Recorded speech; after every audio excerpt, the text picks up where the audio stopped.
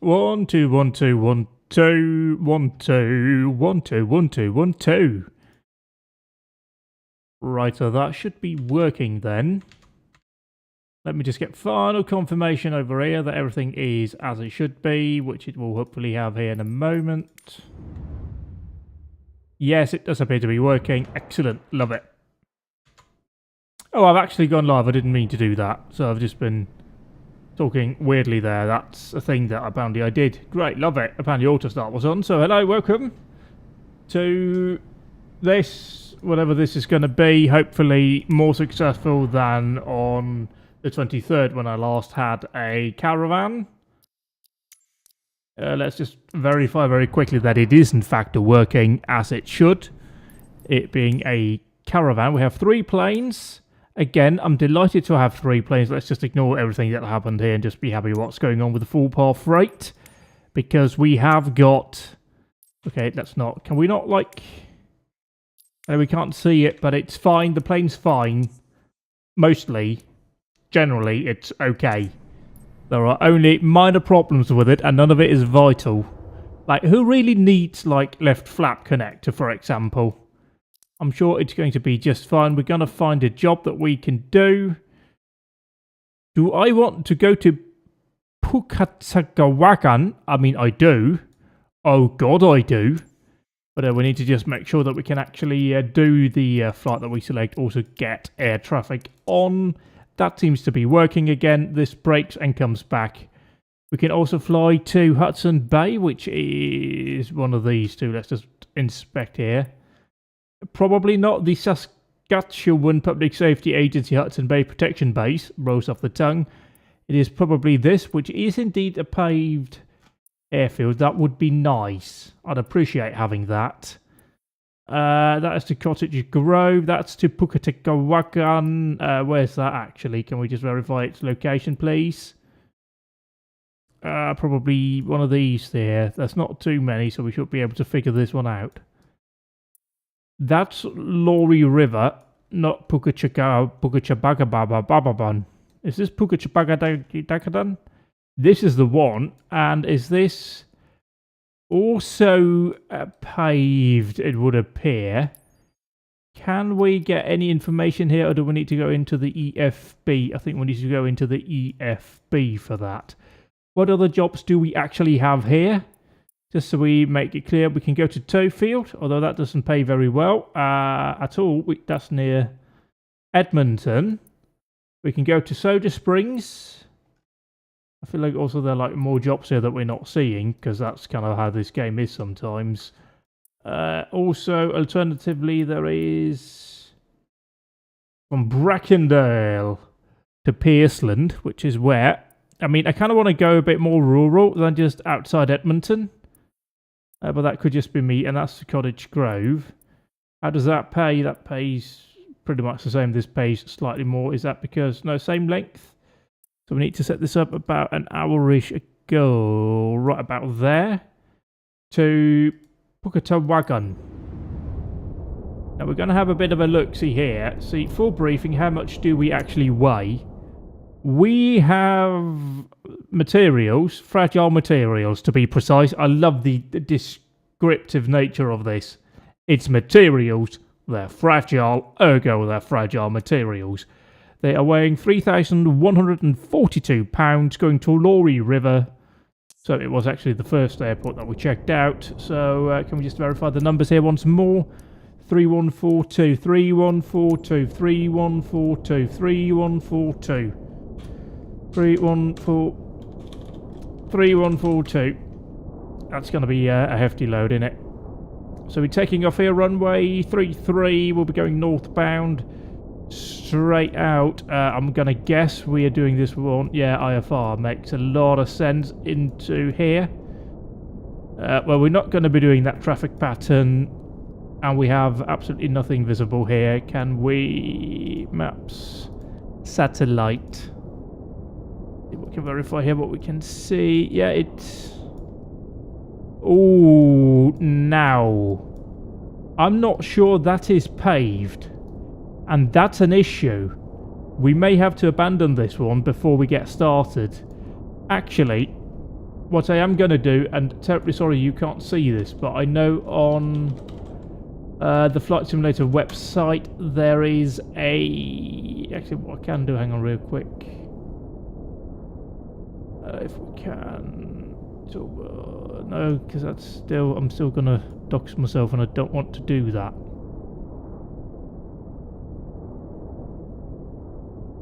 So I'm just going to look up here. What's it called? It is called CJC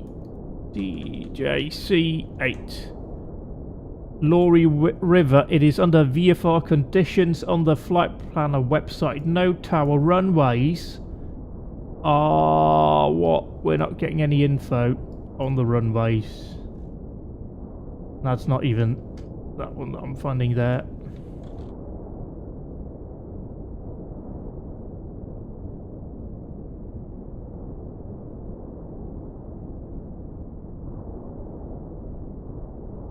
We'll try and see if we can't get some info here on CJC8. I mean, I'm just going to have to go outside the bloody Microsoft gaming thing then, ain't I? And just look it up on the internet.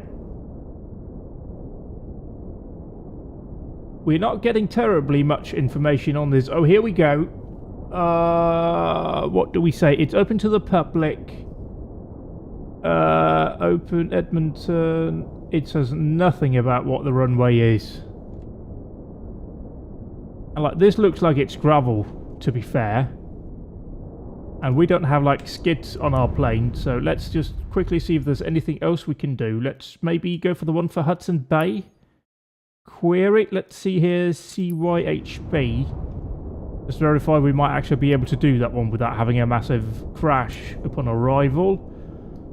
That is a CYHB. Hudson Bay, please, thank you. Weather, runways, asphalt. Can we actually see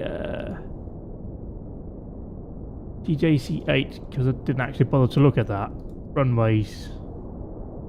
Okay, so CJC8 is also that. Right, so it is apparently asphalt. But where are we landing here then? Let's go with this one. We know what this is then. CJC8. How much are we carrying here? We are carrying 2743. 2743. 2743. 2743. 2743. We're slightly lighter. That's probably going to help us anyway. We're definitely not going that high up. The plane can't do that. Let's go 7. Flight level 7. We're going to be departing out here. And we're definitely... Why are we doing that? No. I'm sensible here. I'm going right. We're going to Umluck, Pickler, Borix, Mavob, and V2. Oh, we do have a RNAV approach. We're definitely going to want to be taking that one. Do we have one with a slightly longer approach? Or is it all just... No, it's all just direct then. Copy. Yeah, we'll do that. So, flight level 70. That is fine. IFR, we're just going to go full fuel. All of this seems to be checking out. So, it's going to be a good amount of flying time today. But it is going to pay well as well. So, that's a positive step here.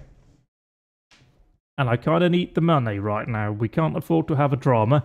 And we do need to do a full set of systems run through before we get airborne. So we don't really need to do anything here. We've set up everything. We're into the Caravan. We have a solid 60,000+ in the bank. And I haven't gone for the cheapest insurance option. Our brakes work, our tyres work. It's already snowing, damn it. And we got a lorry by them. I was going to say train, but it's a plane.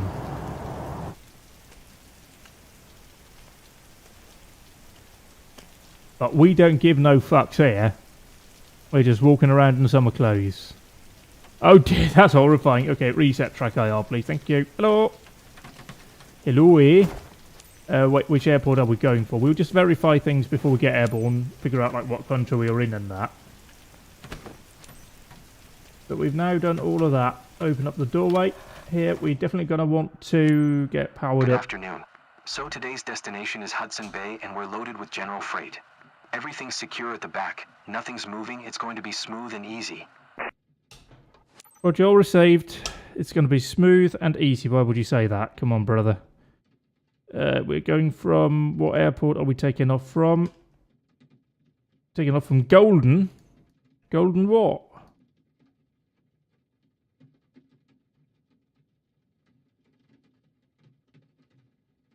CYGE. I need to look that one up as well then. I mean, we are in Canada because CY seems to be Canada. And it's just called Golden? Are we actually in Canada here?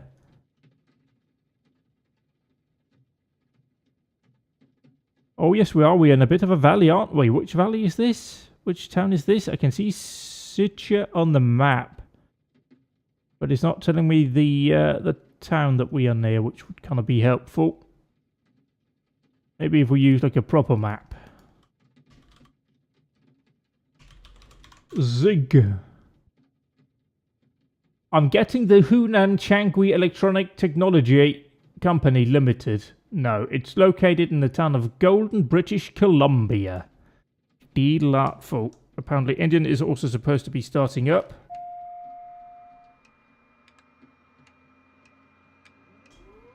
There we go. Default. Let's also very quickly here horseshoe here. We need to... Captain, are you ready? Great. It's Brent, your dispatcher, you know? Just a quick reminder about today's job. You're carrying manufactured goods on this flight. Standard shipment for our partner based in Hudson Bay, but super important.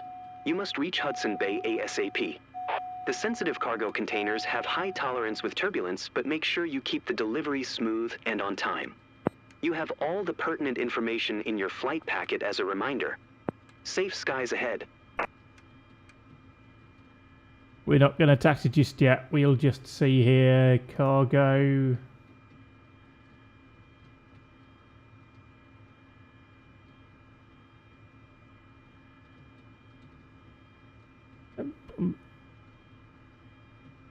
I'm sure we're loaded up here fine. Should probably have looked at that before, but it's fine. We don't need to do that.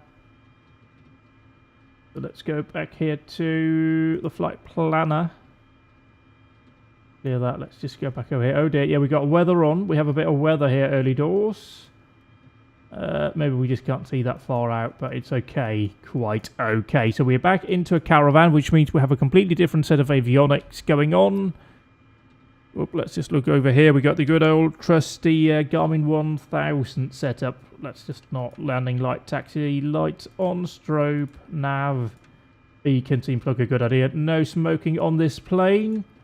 Cargo must fasten seat belts. That appears to be fine. Let's just go into... It's easy in this one, I think. Flight plan or procedures here to set departure if we need to. Nope, there's none to do. Good stuff. Also, we need to get you of localizer, hide the yoke.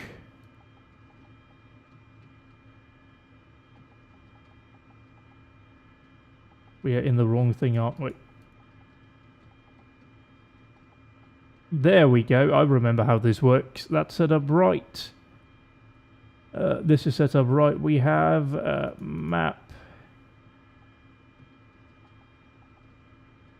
That should now be traffic map. Down there, which is eminently helpful for us. Everything is set up right here. That is set up right here. Is it set up right here? We're going to assume that's fine. I like that a lot more than it isn't. Let's just make sure we got defrost on. Outside air temperature is quite low. But we will make sure everything is set up right here. We'll probably also get some lights on inside the cockpit for now. That seems to be fine. Avionics is full on. Move you back over. Everything appears to be good. Let's have a look. Can our gauges? That looks to be good. Was it? Let me just make sure here. Okay, yeah, now we turned that off and we didn't want to do that. Yes, I know low volts. I know. We might actually want that to be propeller then instead. That might be more useful. Yes, I know. Shut up. Thank you. All of that is looking good. I think we are ready for takeoff. Everything appears to be here. Let's just... do we have any options for flaps? We do.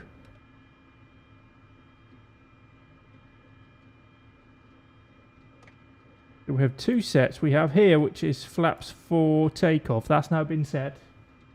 Can't see that, so it's fine. Let's just verify here. That is good.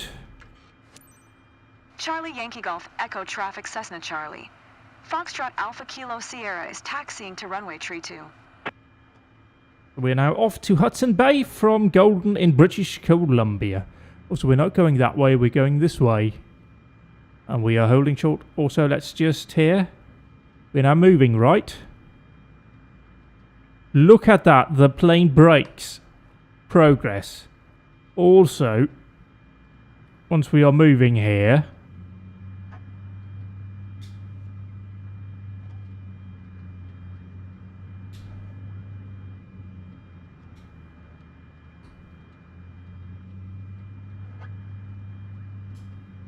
stop.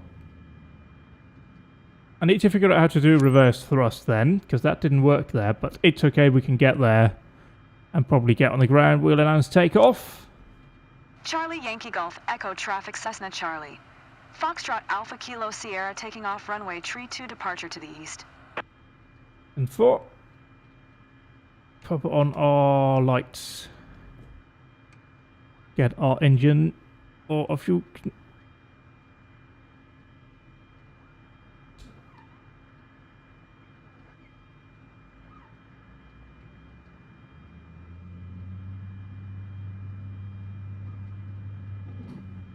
Everything is fine.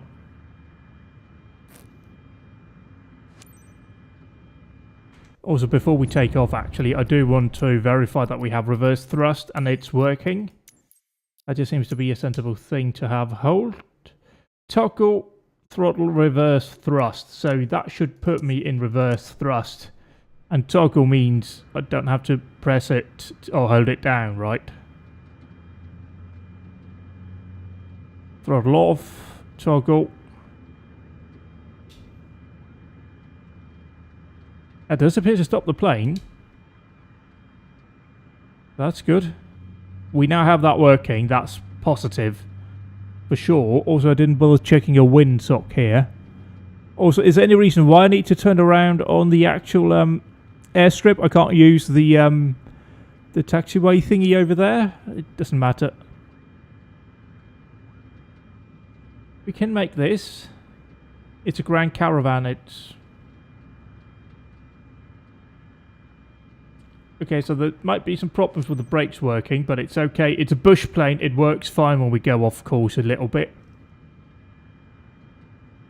So let's get aligned here. Should probably have taken off in the other direction. Also, I need to move things around so it's where I want it to be.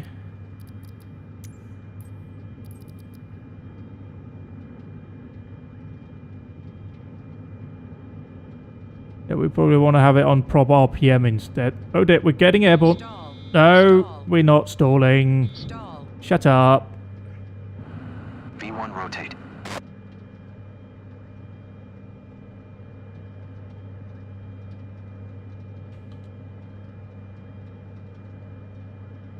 We kind of need to be heads up about... Oh dear, overtalk.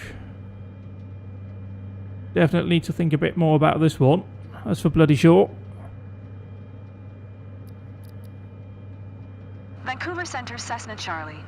Foxtrot Alpha Kilo Sierra is type Cessna Caravan 1 miles north of Charlie Yankee Golf Echo 3,300 feet request flight following. Flaps up. Cessna Charlie, Foxtrot Alpha Kilo, Sierra Vancouver Center, Squawk Tree 246. Oh dear, this is not great.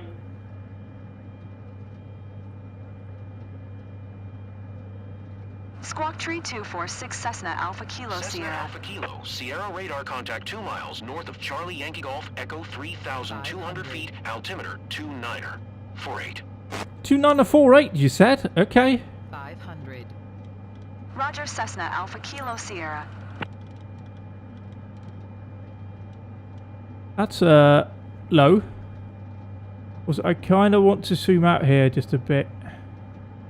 Thank you. Not really great with these conditions, if I'm honest. And I've kind of been burned already. I'm seeing a lot of red on the map down here, which is not ideal. That is, I believe, less than what does it say on the map? I believe it's less than 100 separation between the airplane height and the terrain. Well, that is quite low. I mean, we got a valley that we can go through, but we're also heading straight into instrument conditions over there. We're just verifying here turn of the... Okay, yeah, whatever. Cessna Charlie, Foxtrot Alpha Kilo Sierra Yes, is cleared whatever. to Charlie Yankee Hotel Bravo Airport as filed. Squawk Tree 246. And we're... Ooh, ATT's quite high. We now have... that we can go for the gap, I think, down that valley. Just keep, I was about to say ascending, but I'm not sure that's the Cessna correct term. Alpha Kilo Sierra, contact Edmonton Center on 1 Tree That's Tree. us. 7-5. Good day. And good day to you. 1 Tree Tree. Oh, I don't like Cessna that. Alpha Kilo Sierra. I really don't like that. I mean, have a look at that. Edmonton Center, Cessna Charlie. Foxtrot Alpha Kilo Sierra is passing 4,500 feet, climbing 10,000 feet. Cessna Charlie, Foxtrot Alpha Kilo. Numbers are Sierra looking good, though. Center altimeter 29er. 48 radar contact continue. We have radar contact. I'm sure they'll shout at me, but we kind of commit it when we go into this valley, actually. I don't know. I don't want to do that just yet. We can still change our mind here, do a few more, like, racing circling here. And I want to do that. Even though it does look like we can do it on the map. I've not been down there before, and that's just risky. This is career mode. We are risking losing 2.4 million here. Cessna Alpha Kilo, Sierra contact Vancouver Center on 1 Tree Tree. Okay, so we definitely shouldn't be descending then. I think we're also 1 Tree circling Tree. right on the 6 Cessna Alpha sort of Kilo handoff Sierra. area. Vancouver Center, Cessna Charlie. We'll try to see if we can't get a Foxtrot bit Alpha higher Kilo up. Sierra is passing 5,100 feet, climbing 10,000 feet. Cessna Charlie, Foxtrot Alpha Kilo, Sierra Vancouver Center altimeter 29er. For 8 radar contact continue. So we're hooked up with Vancouver. I feel like the gap through that valley has now gone up a bit. So we'll try and get ourselves positioned around. And see if we can't shoot into it. It's sort of immediately to our east. We kind of have to follow the GPS arrow, but also not. Yeah, we're going to go for it. I'm feeling brave, which is a huge mistake, but we're going to go for it. We're coming around here, pointing north. Cessna Alpha Kilo Sierra contact Edmonton Thanks. Center on 1 Tree Tree. 7-5. Good day. Good day. Going to 1 Tree Tree. 7-5 Cessna Alpha Kilo Sierra. Oh, we can see it on the main display down here. Edmonton Center, Cessna Charlie. Hello, Edmonton Foxtrot Centre, Miss Alpha Mate. Kilo Sierra is passing 6,400 feet, climbing 10,000 feet. Long time no Cessna speak. Charlie, Foxtrot Alpha Kilo, Sierra Edmonton Center altimeter 29er. For 8 radar contact continue.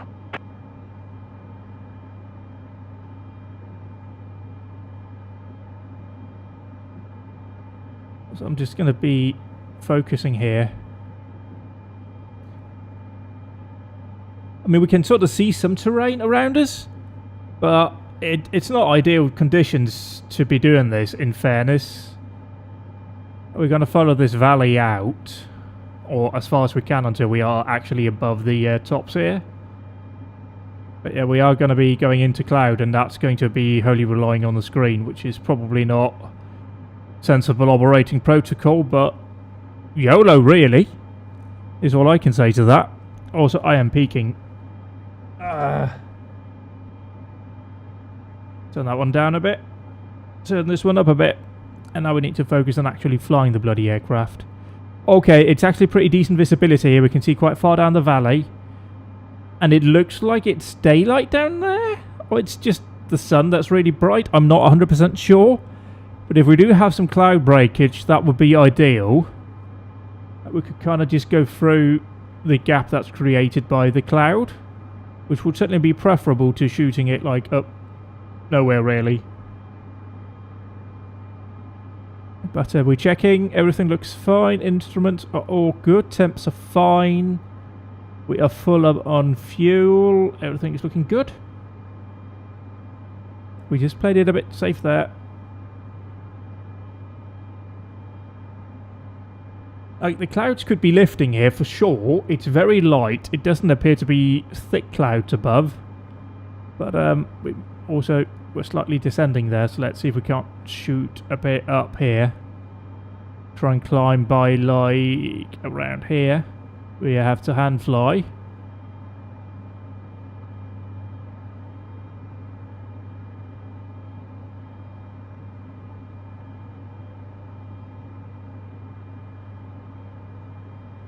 But it's a very different avionics suite here to be using compared to the Vision Jet that I have been flying a lot and that I've also been streaming, flying around.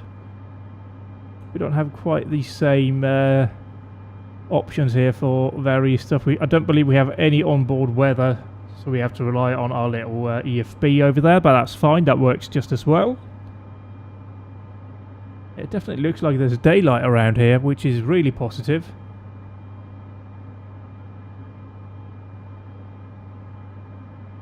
As we are sort of not going in the right direction here, but we have no option literally.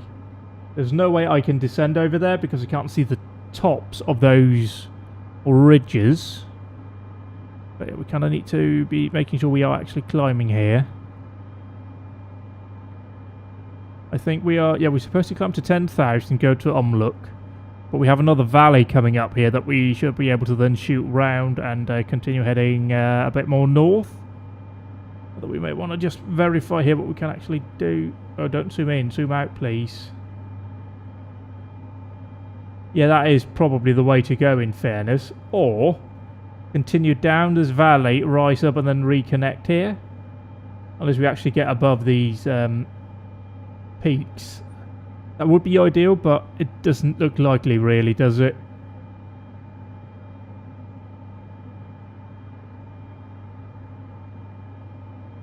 It is just a thick old soup just lying above us. I mean, we are in the best place here really to do something, and we can like try and head north and then turn around as well. I think it's going to be tight, but should be doable.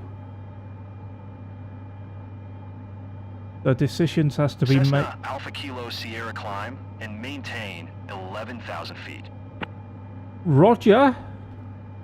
We should do what we can. 11,000 foot Cessna Alpha Kilo Sierra. I don't know if we can actually do that like immediately here. It's not a jet, my friend, but we'll do what we can. Also, where do we think we kind of... It's over there, that's where we need to be going. Also, yeah, I'm looking at the map a lot and I'm not looking... Hello, we can see over there, there's definitely a gap over there. And I think that is actually where we're kind of shooting for anyway. But we'll try and come around here and see if there's no way to like get further up. Let's increase our throttle thingy a bit. Oh yeah, we see definitely much lighter. We've got what looks like holes in the clouds like down there. So it's braking. We should be able to climb out of this okay.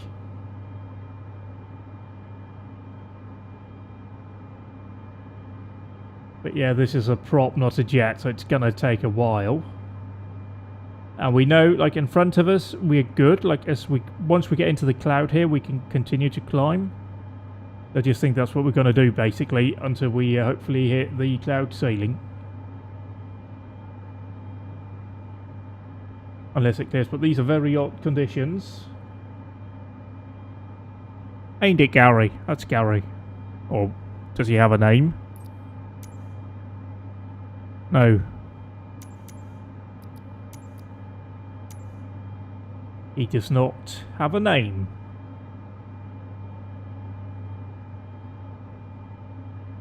Yeah, we're going to shoot through here, try and head over to Hudson Bay. And we have about half an hour at this speed before we get to Umlock. Hopefully though, once we reach 9,000 or 11,000 feet, we can actually start increasing our speed. We also need to be mindful that we don't reach stall speed, but we kind of want to climb here. It does look to be braking over here. That is wonderful news. But I'm just aiming down the valley until we are out of the clouds, and we have confirmation on our navigation page here that we are above the tops. They're now significantly less red than they used to be, however. We could have gone over there. It's definitely looking a lot more positive in this direction, so that's good. We're just continuing this general direction here, just make sure we're not flying towards anything that's going to hit us. We have icing on. Just verify here, normal for you. No max protection. Down here, wing lights on. Stall warning heater on. Pitot on. All of that is good. The freight can't smoke. It's been told of that, so that's positive. There might be a bit of a peak below us actually, but it should be fine.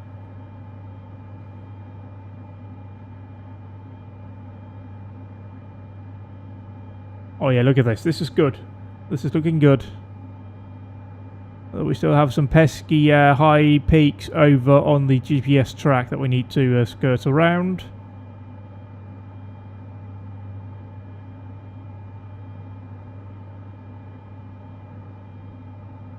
So we need to try and see if we can't do something here. Oh dear, we're climbing too much.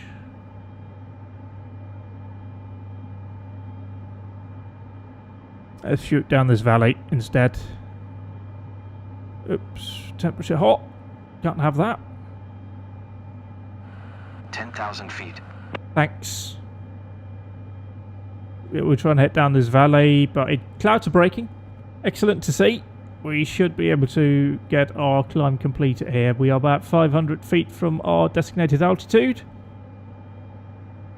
But I'm not 100% sure that's going to get us on our GPS route. There are still some red peaks there. In cloud as well. Yeah, this is the way we want to be going. Wind is perfectly manageable, but like there's nothing really. We have, yeah, 15, 17 knots gusting. And we are heading in the right direction-ish.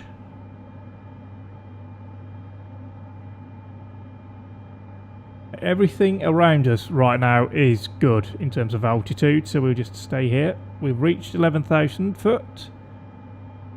So we should try and level off here. And start heading in this direction. We may actually just request altitude increase by 2,000 feet. Edmonton Center Cessna, Alpha Kilo Sierra. Request 12,000 feet. Or another 1,000 foot, that's fine too. Cessna Charlie. Foxtrot Okay. Alpha Kilo, Sierra request denied. That's fine. I mean, we can kind of shoot around here, if you can see my mouse, shoot around, boom, boom, boom, and then try and link up with that. That may be what we do, which is in this sort of ish direction. Or not, because we can't see those tops, so we can't really go near them.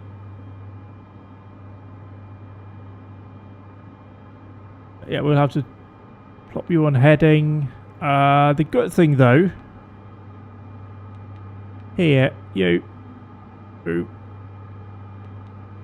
Actually, halt. Please halt. Please halt.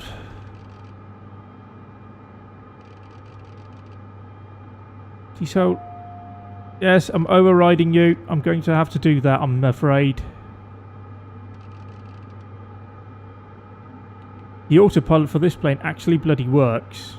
Whoa, okay, maybe not do that, please. Thank you, thank you, thank you. We'll come back to the autopilot, actually. And now we'll point the aircraft down this heading here. Might be some crosswind, but that's okay. And we can select an altitude now of 11,000.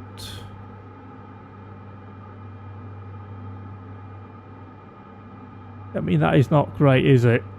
That's a lot of wiggly woggly. But we can go down and then up and then link up with our flight path.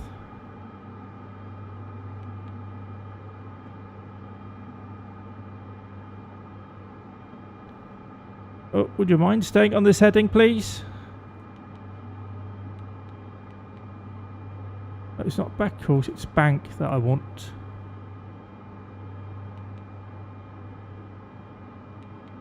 Why are you doing that? You're supposed to stay on this heading, not go to the GPS route, because the GPS route's going to kill us. Also, we're going to have to keep the altitude here. It's going great. The other day when I had my first Grand Caravan, it worked fine, the autopilot. But here it is trying to kill us.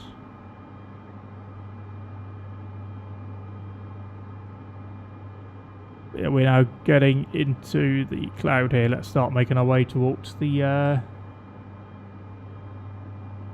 thing that we need to be going towards. Seems to be the smart decision here.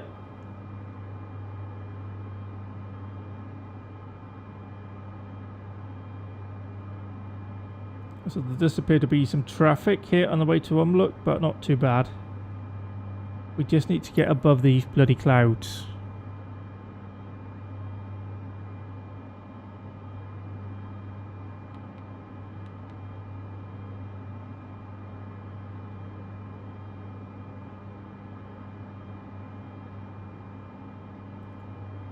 Oh, now I realised it wasn't supposed to go in that direction. That's good.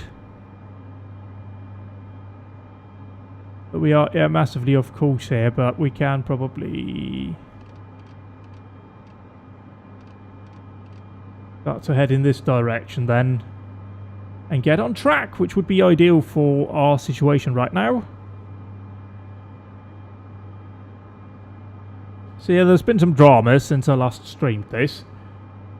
I had some problems with my first plane where I admittedly, and I have to own up to this, didn't think it was necessary to spend $9.5 grand fixing the brakes that were due for maintenance on the 1.2 million plane that I just bought.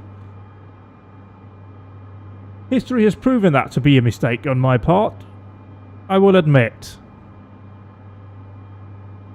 So if that could go away, please. Nope. Okay, one of us will be looking at alerts. That is fine. We can now start to head a bit more in this direction towards the actual GPS waypoint. Once we are on the actual track, it'll be good.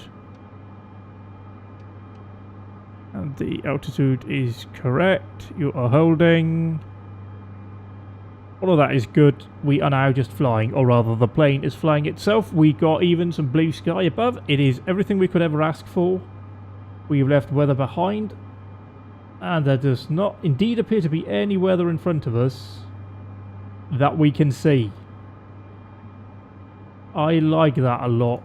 So center on aircraft. Yeah, we're going to Umlook and then we'll carry on from there. I'm just doing a quick visual check here. Flaps up. That is fine. Temps are good. We've got good pressure. Plenty of fuel.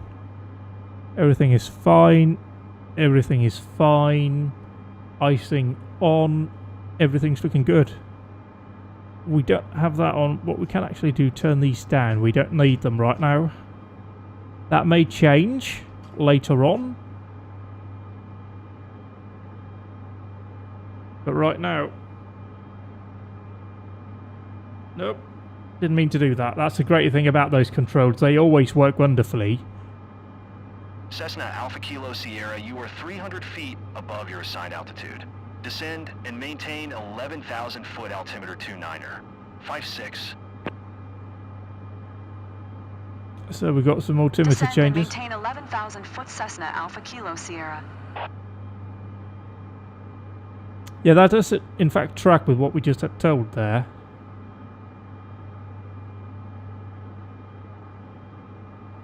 And if we zoom out, yeah, we are good on our altitude here. We are above everything that we need to be above. We can maybe even increase here so the torque gets up into like the blue thing, which is where we want it to be, I think.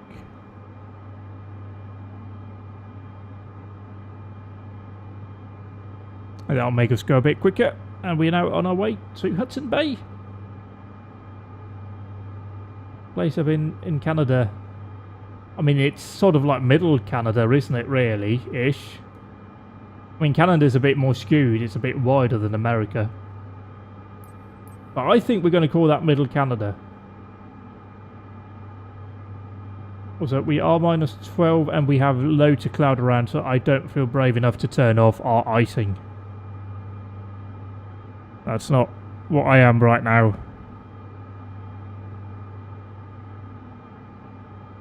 In fact, just get some hot air into the cabin, please. So we're nice and toasty as we fly across parts of Canada. There is just something about this that keeps me coming back.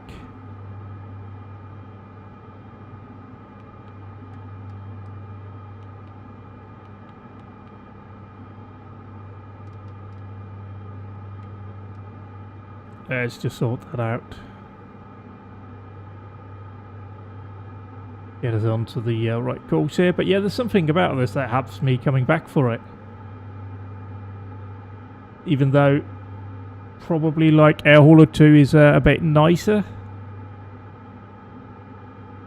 A bit more polished, gives you a few more options.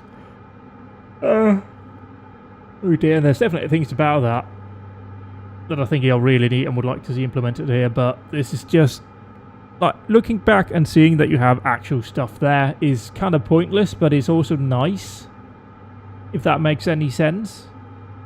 I much prefer that to the old system of like just there, it's just a passenger plane no matter what you're flying with. But here actually seeing that and just the way that it's, ooh, it is a bit bouncy here, but that makes sense, we are over mountains. We got a bit of a tailwind, however. We are doing 208 knots ground speed. Can we just update here with you? I mean, you're not far off, mate. You're like 10 knots off. Yes, it does that. Let's say our current knottage here. So we are about 3 hours from our destination, which probably tracks, in fairness, with what the job said it would take. So that's positive. We'll just have a look-see over here and see. I mean, this is so...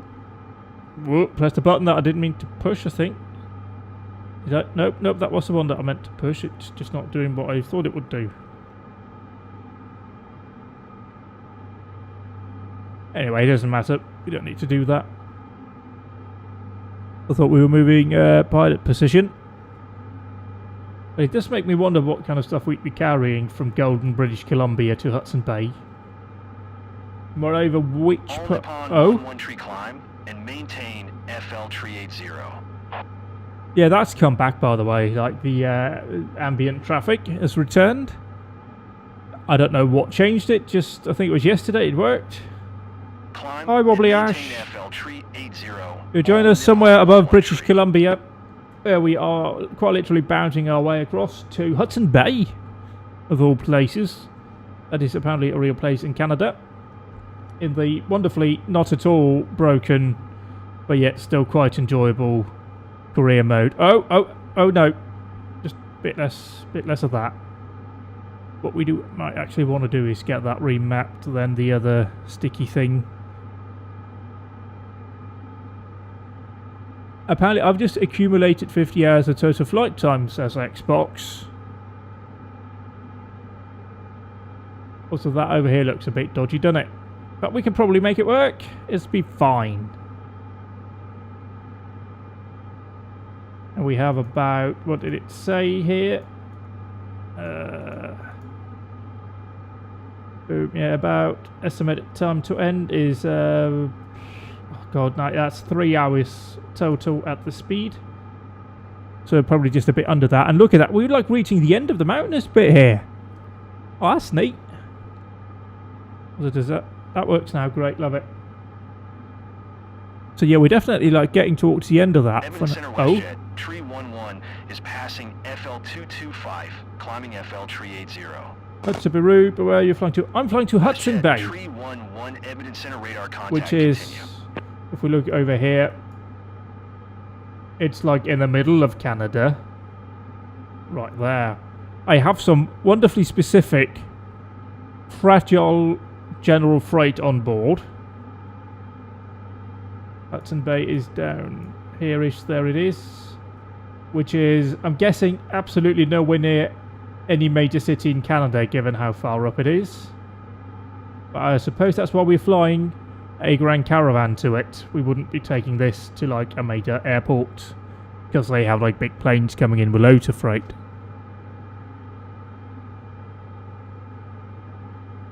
Also look at that stubble. And all of that air. Lucky guy, he doesn't have any like greying at all. So what does that say? Warranty void if removed? Okay, it's fine. The way I've been treating them, I'm gonna need that. So, that's fine. And I said we were getting near Umlook, but we're not. We're still, like, we're under 10 minutes away.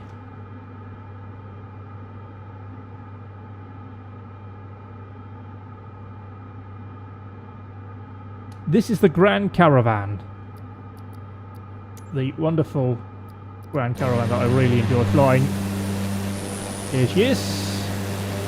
4-par freight, which is written white on white because nobody thought anything through with this game. I did have another one earlier this week. The first Caravan that I bought. And I decided I had spent 2.1 million credits on it, and I decided that I didn't want to spend 9 grand on new brakes for my 1.1 million aircraft, and you can probably guess what happened. I went off into some trees because I had no brakes. Who knew? So lessons learned, we have fully working brakes, fully serviced tyres in this thing. We got a slightly dodgy bit of like a left flap connector, but like a flap isn't as important as like brakes. We can land without flaps working, so it's fine. It's also like 98,000 credits to fix that, and you know, that's like 10 times as much as it took me to fix the brakes.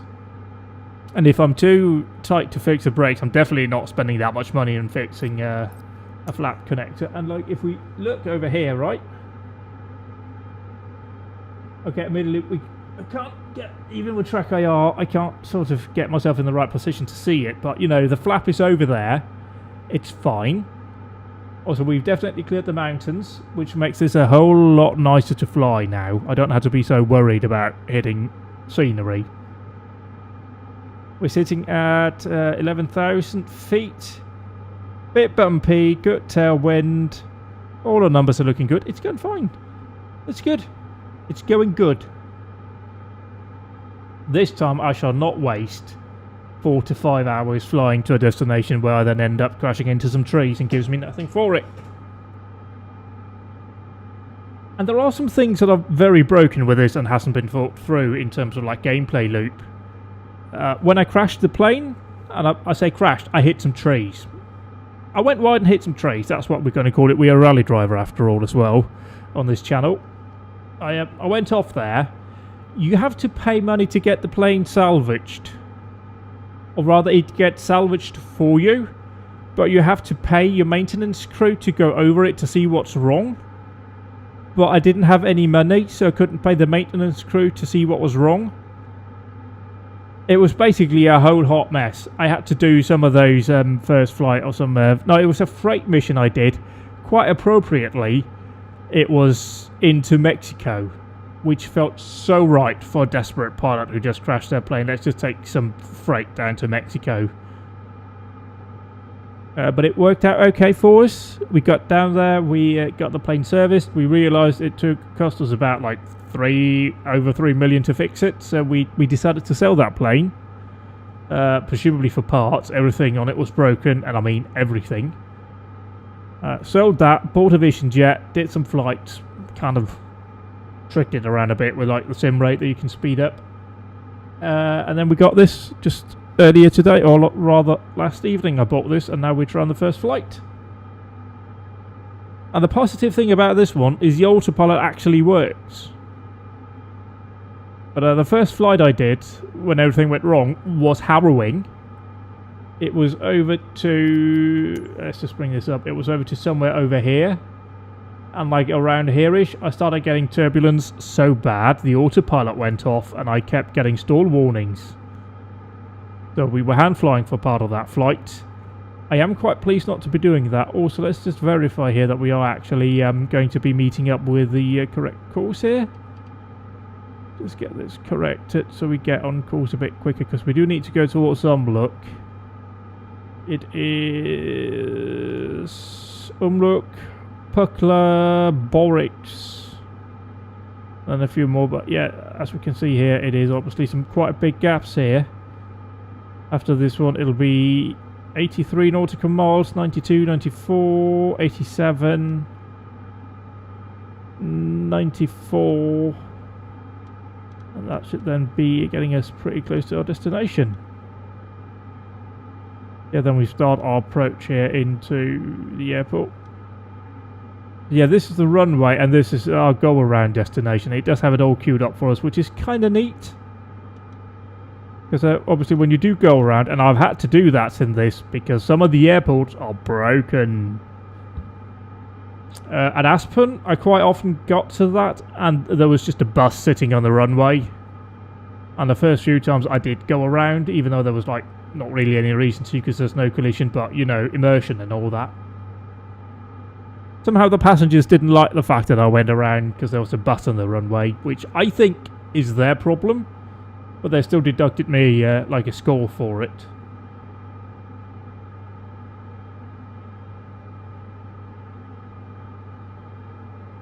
But yeah, I think like in terms of terrain, we can actually see that here.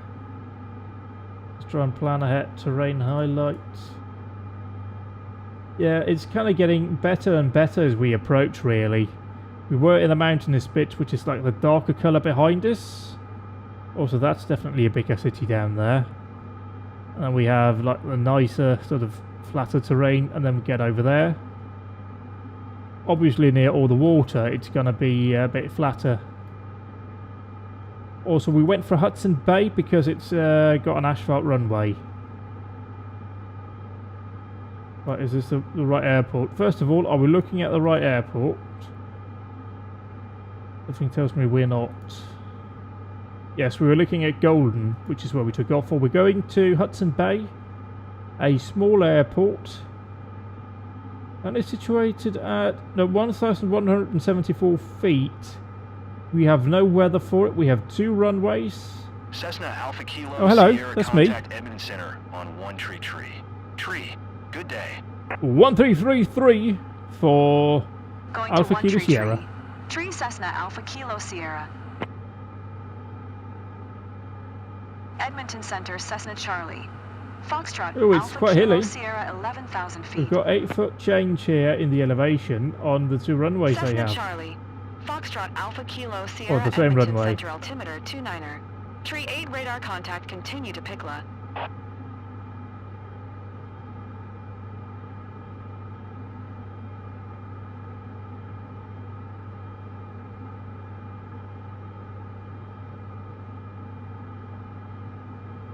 And it doesn't look like we have any more weather coming up.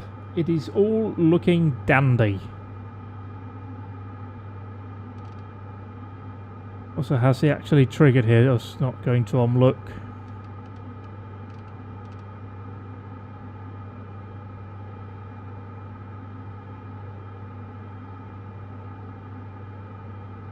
Let's just start heading on this direction just to get us wholly back onto track as the cruise control. Not cruise control. It's an airplane. It's got an autopilot. Will sort of do everything for us once we're on course. We just pop it into nav mode and it'll do us good. Also, why do we have the taxi lights on? Let's turn those off, shall we? We don't need them just yet.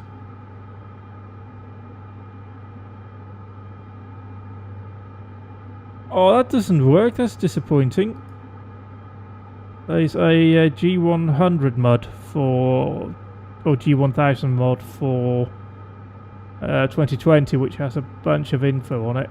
Also, let's get traffic on here, which is kind of neat. You can press it and you can see a lot more information about the aircraft. Also, let's just verify here, how much fuel are we burning? Okay, we're burning quite a lot of fuel actually. But yeah, we're burning 543, and we're going to assume that's gallons per hour. And we have, I mean, 2,000 gallons just under on board, so we're good. We are absolutely good to the destination. As we are now actually getting to the nav mode here. That should start to correct us in a moment.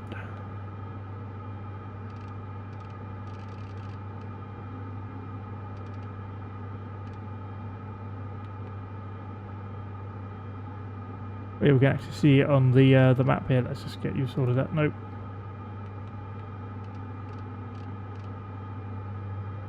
Those are the boxes we should be flying through when we are on course. We are now actually, for the first time, back near where we need to be in the air. And that plane is, I mean, the scale, okay, it's like 300 nautical miles. But yeah, it's going better than it looked like it would at the start anyway. That's positive. And I decided to start this one a bit earlier than I had planned because I'm just too full to eat. It's Christmas, isn't it?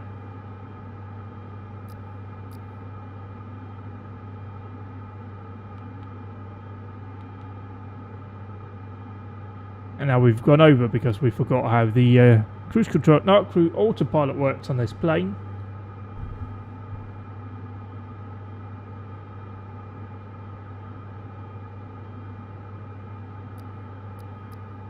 But all the numbers are looking good. Everything is sorted. And we will be back on course here in a quick moment. And then we're just cruising until the end, really.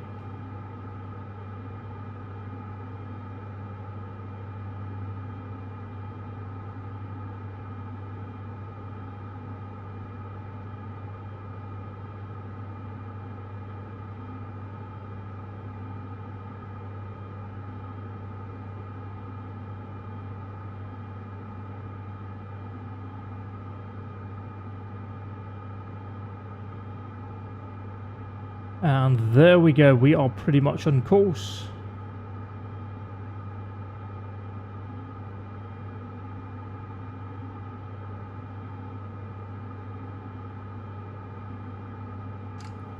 We should continue in this direction.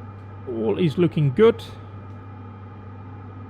As we head towards Hudson Bay, we are going to be arriving at the next waypoint in 23 minutes. And I'm doing nothing to this airplane right now. It is flying like it's like meant to be right now. The aircraft is doing everything for me. I'm here to make sure it's going good and stepping in if we need to, but we don't right now.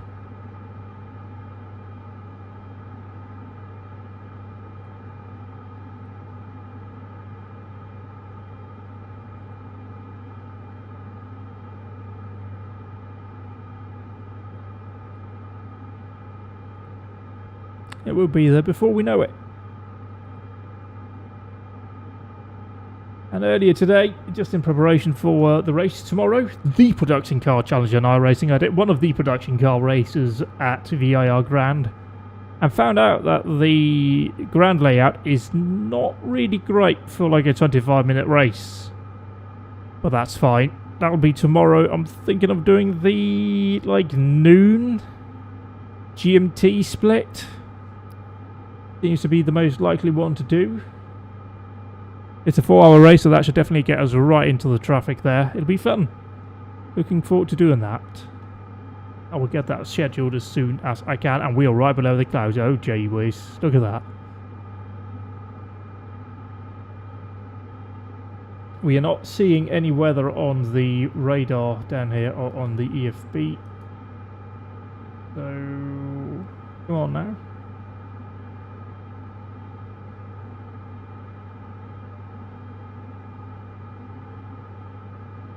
Nothing. We only have the weather at the start.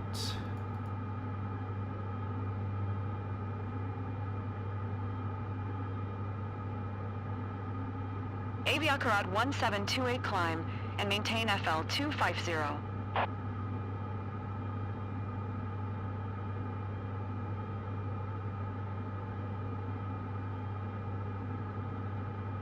Climb and maintain FL 250 Aviacarad 1728.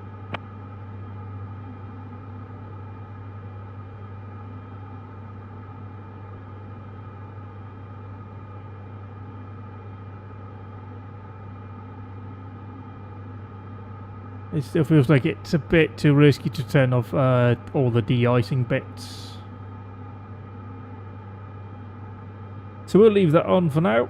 Just monitoring here, making sure nothing is popping up in terms of other planes and whatnot. All the numbers look good. But yeah, tomorrow will be the production car challenge race. 4 hours at VIR Grand, and that's going to be an experience. A very long circuit layout, which I think is probably for the better in terms of all of that. It'll just space everybody out a bit more. Like in the PCC race I did earlier, I only caught the MX-5s and the slower Toyotas after 20 minutes or so. It had a lap and a half in traffic towards the end.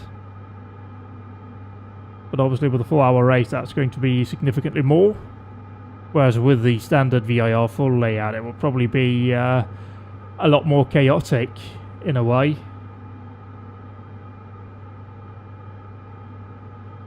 But it'll be a fun race to do. I think there might be a slight chance of weather from what I saw, but I don't know what that's likely to happen. Then again, when we did the HRSC Le Mans race, there was a 1% chance of rain, and it rained for 2 hours or something like that, 2-3 hours-ish. So yeah, we don't really know what to expect. I expect carnage really, and that's all. I'm just hoping that I can be sensible in the race and just get to the end. Like the split I did earlier with the regular 25-minute race, it was like a 2,500 SOF, and I'm 1.7, so I was massively outgunned. Well, that was okay. I got through. Oh yeah. Got some, oh hello. 267 That's not us. is at 9,200 feet, descending 6,500 feet.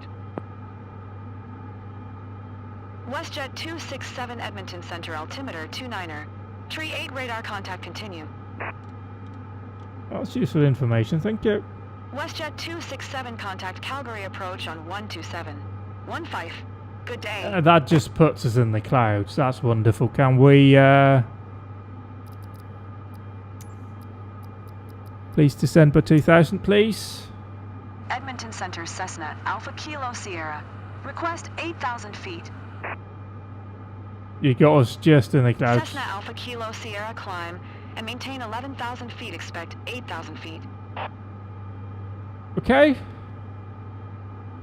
Climb and maintain 11,000 feet. Expect 8,000 foot Cessna Alpha Kilo Sierra. Let's try and get that queued up then at some point when we need to. Going to 127. 15 WestJet 267. Are they routing us over something? Well, we can't just descend now, but we'll wait.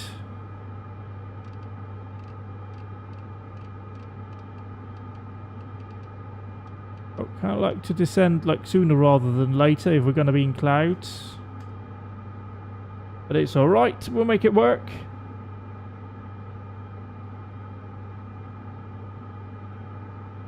Although clouds seem to be clearing here.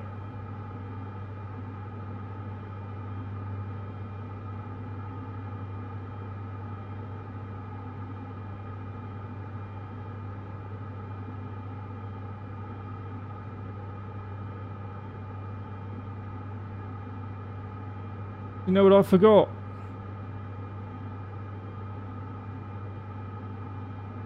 How do I even activate that timer? I don't know.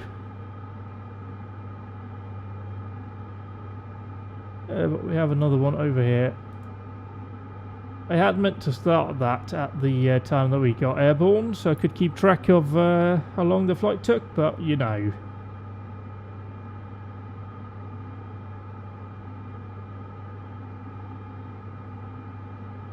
I don't believe we can see that anywhere, can we? Well, maybe we can here. Hello. Hello. There we go. Thank you. Just make sure we're looking over here.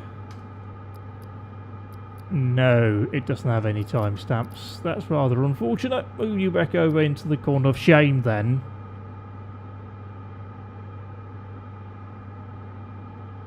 Aviacarat 1728, contact Edmonton Center on 132. 85. Good day. WestJet 146 tree climb and maintain FL tree 70. Go to 132. 85 Aviacarat 1728.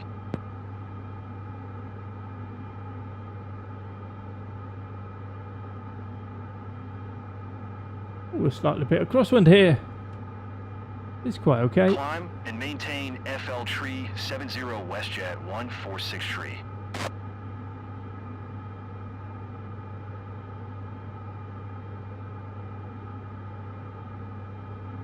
Edmonton Center Air Canada 141 is passing 9,400 feet, descending 6,500 feet. Air Canada 141 Edmonton Center altimeter 29er. For 1 radar contact continue. Air Canada 141 contact Calgary approach on 123. 85. Good day.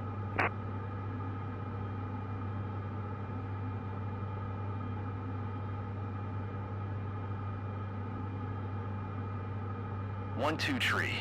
85 Air Canada 141.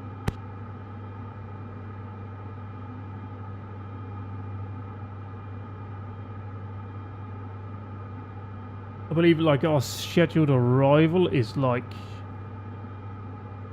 at 6 or something in the evening local time. I don't think we can see that here.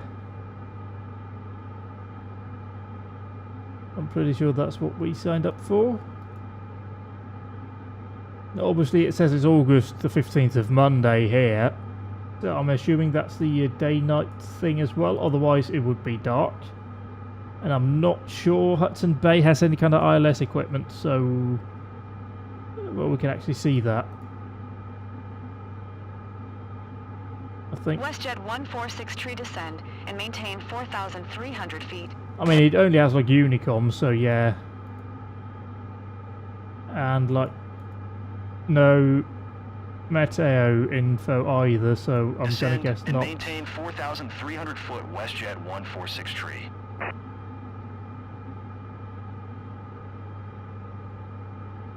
It would be nice to have like at least one flight that was in the dark at some point, given that I paid in-game money to have that certification and I've not used it once.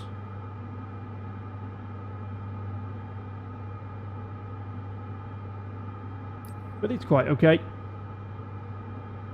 I want to press that now. Oh, it doesn't work. Not pressing that. Cessna Alpha Kilo Sierra contact That's Edmonton us. Center on 132. 85. Good day. Good day. Going to 132. 85 Cessna Alpha Kilo Sierra. Edmonton Center Cessna Charlie. Foxtrot Alpha Kilo Sierra 11,000 feet. Cessna Charlie. Foxtrot Alpha Kilo Sierra Edmonton Center altimeter 29er. For 2 radar contact continue to Picla. That is a terrible pronunciation Cessna of Alpha 2. Kilo Sierra contact Edmonton Center on 125. 05. This is the thing Good that day. happens, and it does annoy me a lot.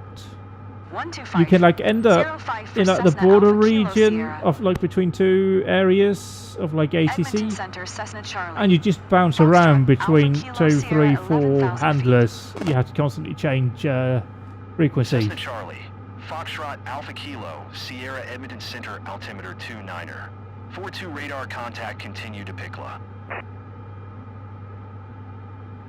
Also, we were told to expect 8,000. We haven't gotten 8,000 yet, so let's try and just get ourselves back on course here.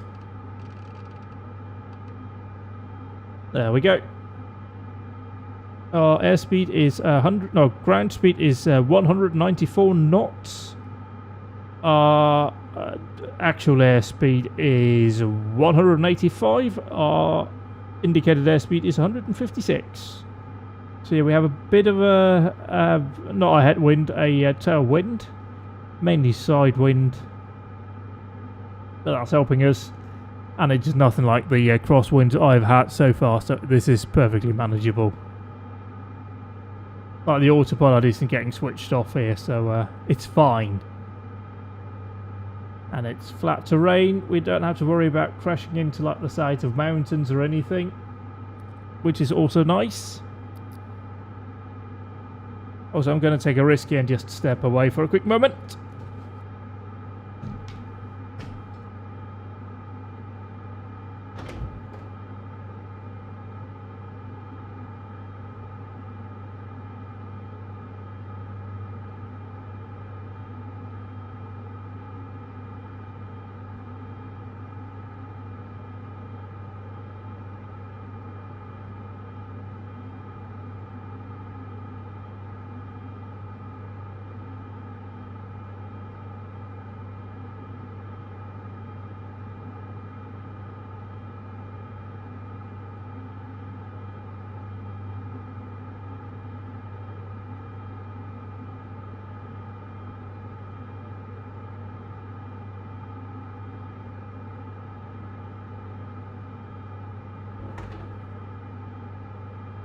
We are back. Here, oh there, we're looking a bit of the old north, aren't we? I thought I'd grab myself a bit of a drink since we are just going to sit here now and have a lovely time flying an airplane. Ooh, a gully coming up here. That looks like something I would imagine had been caused by like a massive earthquake, you know? But I'm just going to guess there's some water running there. That's just built that over like millennia. That seems like the most logical explanation for that. But after a horrid start where I wasn't really sure we could actually bloody get airborne and get safely up to altitude, we did, and now it's lovely. Just cruising over British Columbia. He says they're very, very concerned. Let's just check and see where we are at. We are near CYYC. That can't be correct. It's a C, not a Z. I'm getting Wuhan here. I don't think that's correct. Well, that's Calgary International Airport. Tree 24 tree descend and maintain 6,500 That feet. tracks. Yeah, that is literally just, we just passed Calgary.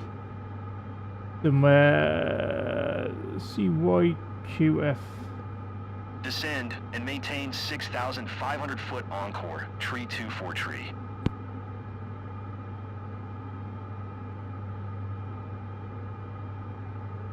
That is Red Deer Regional Airport that we can just see at the top. And that is... oh, it doesn't say which part of Canada it is, but I'm going to guess we're in like British Columbia still.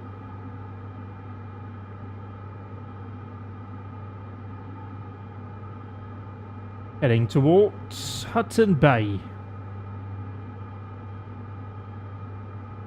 Over, where is Hudson Bay? Let's just verify that so we know where we're going. Also, let me just, whoop, and there we go. I can now look down.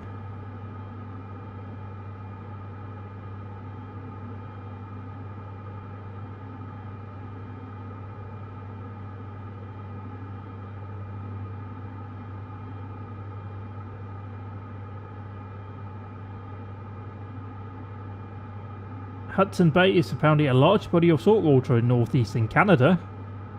North of Ontario, west of Quebec, northeast of Manitoba, and southeast of Nunavut.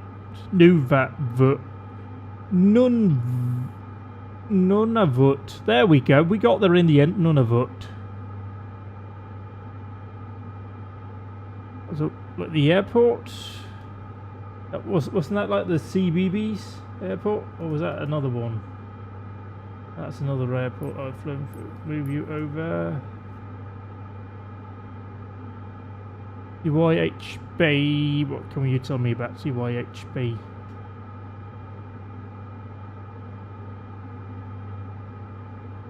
It's got 4 stars on Google.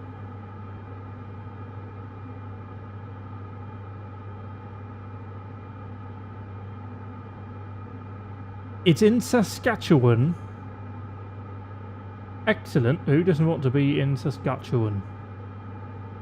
Okay, it's just outside of the actual city of Hudson Bay.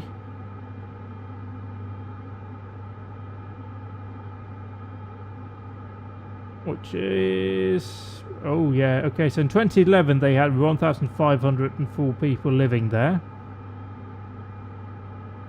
Which is not a lot. Oh, that's an interesting thing to read here. Apparently it may have been called Mommy to start with in 1907, then became Hudson Bay Junction in 09. Wonder what caused that. And then Hudson Bay 1974. No, it's 1947, the wrong way round.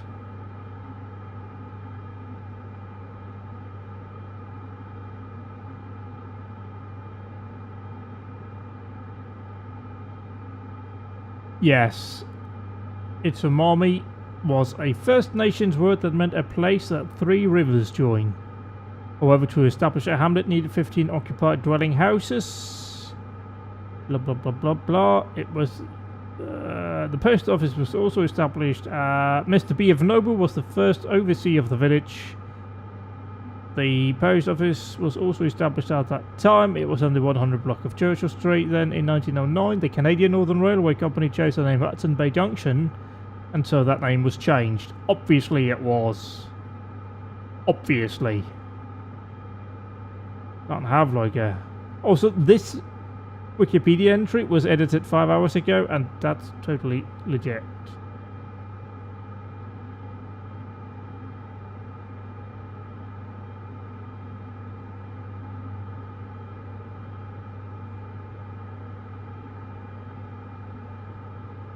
Any relevant information we can also find? No. It's fine. We're going. Hello, Alexis. We're going to Hudson Bay. Apparently we're just flying in Canada all day today. We've gone from Golden, British Columbia. Encore Tree 24 Tree, contact Calgary, approach on 125. Niner. Good day. And we're going to Hudson Bay, Saskatchewan. The flight was interesting to start with, has to be said. We were in the mountains of British Columbia with quite low cloud ceiling. It was snowing, it was raining, and we kind of had to go down some valleys in order to get enough altitude to get up. But once we got past that and once we approached Calgary, it's been lovely. Look at this. It's absolutely wonderful here. Also, there's a bloke next to me, apparently. Didn't ask him to join, but he just did. But yeah, we're just kind of cruising now. It's going a lot better than the first flight I did in a Grand Caravan. Yeah, it just seems that apparently that's where I fly now, is Canada. It has nothing to do with the fact that they tend to have the better paying jobs, presumably because it's quite snowy. And you get like weather bonuses for that. The other options would have been going on the flight that I believe I did on Monday, where everything went quite tits up. Which was, I think, to Bella Bella, which is a legit place, by the way. I think it's called... yeah, see, Bella Bella. Yeah, however, I'm not surprised. Yeah, it is called Bella Bella, and we're apparently not going to show us where it is, but suffice to say it's over here somewhere. On that flight, I had, I believe, at one point 17 knot crosswind. And like generally just through some of the valleys over there, it was horrid. Enough crosswind to kick off the autopilot and trigger stall warnings. While like an instrument flying, so it was an experience. This, on the other hand, very lovely. The autopilot works on this plane and everything, so I can just sit back and enjoy this flight and have a nice relaxing time.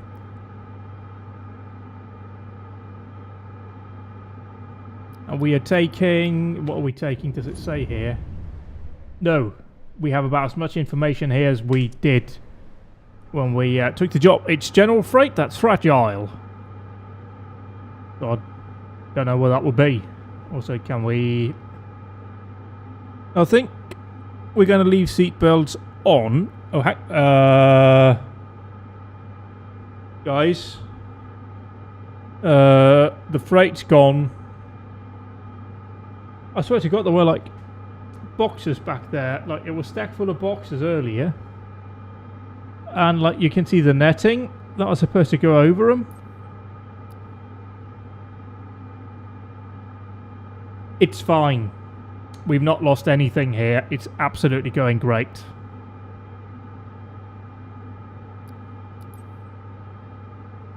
But yeah, I think we're going closer to you this time. Just solely on the fact that we are, if we pop this out here, it's a bit easier to see, I suppose.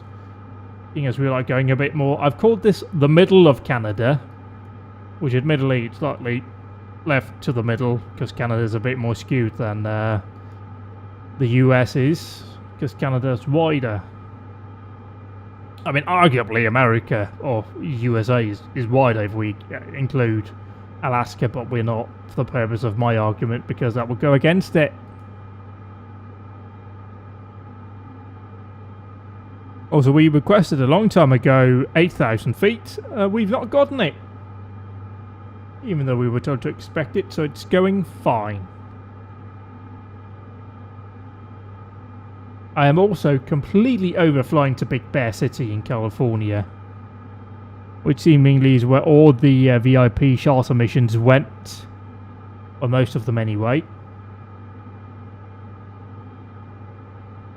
I must have done, in like the last week, at least 15 flights to that place. So that was great. Yeah, I did notice it's a bit away from the actual Hudson Bay. But I did read up here, I can probably find it again, on the history of the place.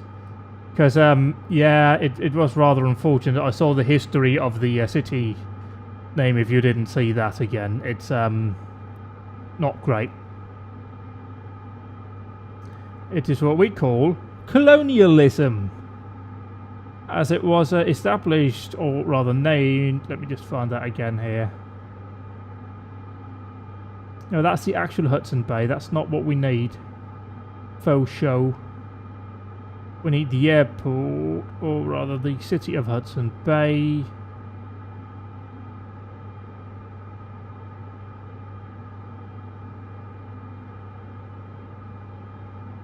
There was a settlement there in 1790. The Northwest Trading Company set up a trading post at the mouth of the Itomami River called Fort Red Deer River. A delightful name, it has to be said. Speculators think that a South Company's post was set up on the opposite mouth of the river, where there are remains of a second post unaccounted for. Over the years, the settlement grew, and in July 1907, an application was made to erect Itomami village. Itomami was a First Nations word that meant a place that three rivers join. However, to establish a hamlet needed 15 occupied dwelling houses. By August, the list was complete and the village was formed. Mr. B.F. Noble was the first overseer, in inverted commas, of the village. The post office was also established at that time. It was on the 100 block of Churchill Street. Helpful if you ever needed to find the post office. Then in 1909, the Canadian Northern Railway Company chose the name Hudson Bay Junction, and so the name was changed. Basically, you know, the train wanted to change the name, so they did, because it sounded more English. Because we can't have that in 1900s. Actual First Nations names being used. It's great. Colonialism was great. Everybody loved it, apart from the people that lived there to begin with.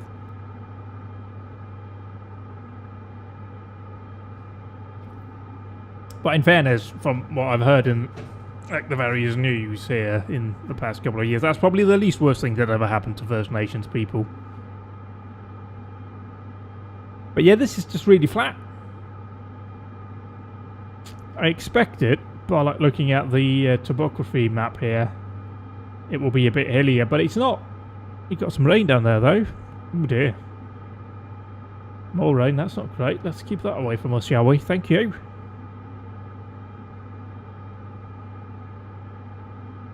Also, why can't we scroll? Now we can, because we were probably on the tablet. We are... How far away are we? We are... let's just say 80 miles away, which is about 25 minutes. Which on our flight plan means that that'll take us 35 minutes to get to Mavop, so that'll be in about an hour-ish. Then another half-ish hour to get to V2, and then we are going to be pretty much there. Yeah, we're making decent progress here, and I did start a bit earlier than I planned to. Just because I'm still so full. Holy shit, I've eaten so much these past couple of days. It's been great, but I'm also a bit over eating so much food in such a small time. But oh my god, it was great. Ooh, bit bouncy. It's alright, it's fine. Let's just have a quick check here again. Good talk. Good ITT. I love it when I have that much NG. Prop speed is good. Fuel burn is stable. We've not lost too much fuel. We have no amps on the battery, but batteries don't need amps, they need volts, and they've got 28 of those, so that's looking good. Altitude is fine. These gauges also look good. And flaps are up still. Good. Yeah, it's all looking good.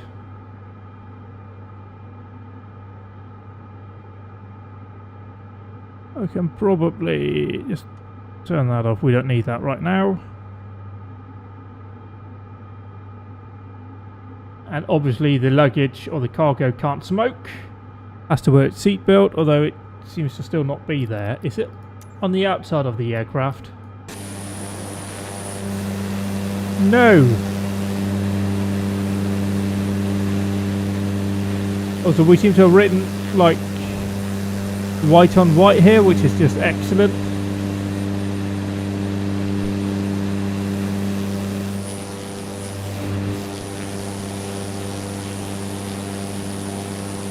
Also, you can just barely make out the mountains back there. But that is a bit loud. Let's go back inside.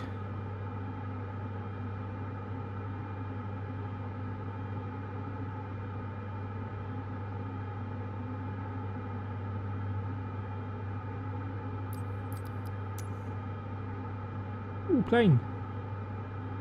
Although that's probably, yeah, quite far away actually, because we're down to 20 nautical miles now and it's nowhere to be seen, sadly.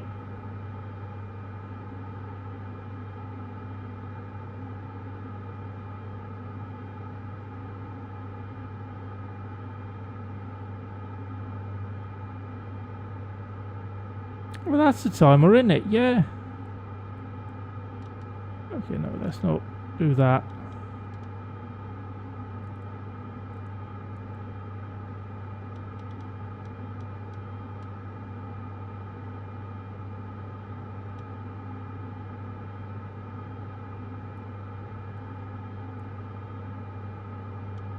That's how we start that, isn't it? Yeah, it is. So we know that now. Good.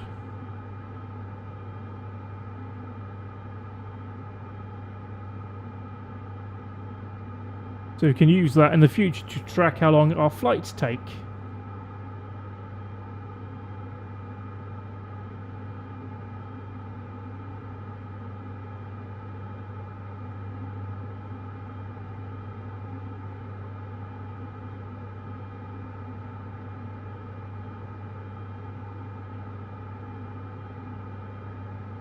We do have an RNAV set up for the approach on 26.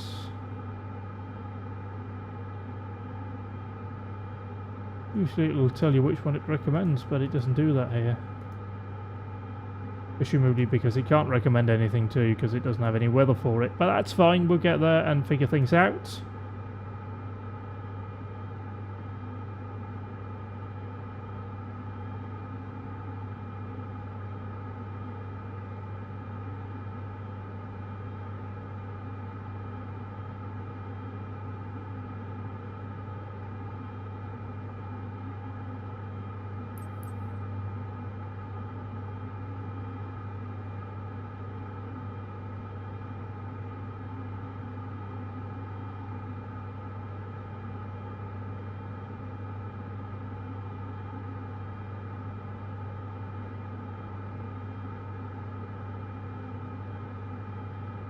I also figured out, like, you can approach at, like, Aspen. I did have loads of trouble with Aspen. Just kept getting done for landing on undesignated territories, not getting landing clearance and a whole lots of stuff. Apparently you're supposed to approach on, like, runway 33 or something like that. I don't know what is the... I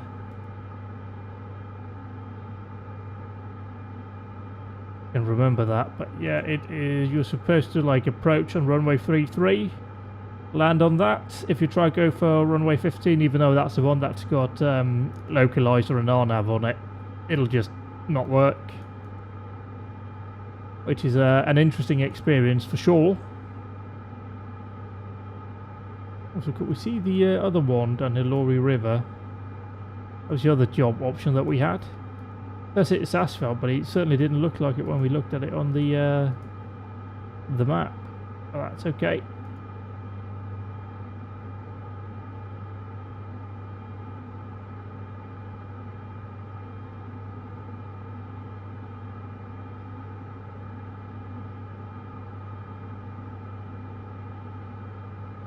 I was at the same undesignated landing and no landing clearance on, like, a Mexican airport. So there's clearly something going on there where you're supposed to approach those from or rather only use landing in one direction. But you can't look that up in game unless, like, I'm missing something. So yeah, it's a bit of an oddity, that. But yeah, imagine if they'd actually bothered to finish this game before they released it. Although that being said, I still think this is a lot more compelling than, say, Air Hauler, which I do enjoy as well. Obviously right now the argument doesn't hold up because the cargo isn't there, but it's just nice to be flying in a cargo airplane doing cargo missions rather than in Air Hauler where you fly a passenger airplane doing cargo missions. And I'm aware that's like a tiny and insignificant detail that doesn't really matter. It's just nice, and having everything integrated is nice. Although there are a lot of things that could be better.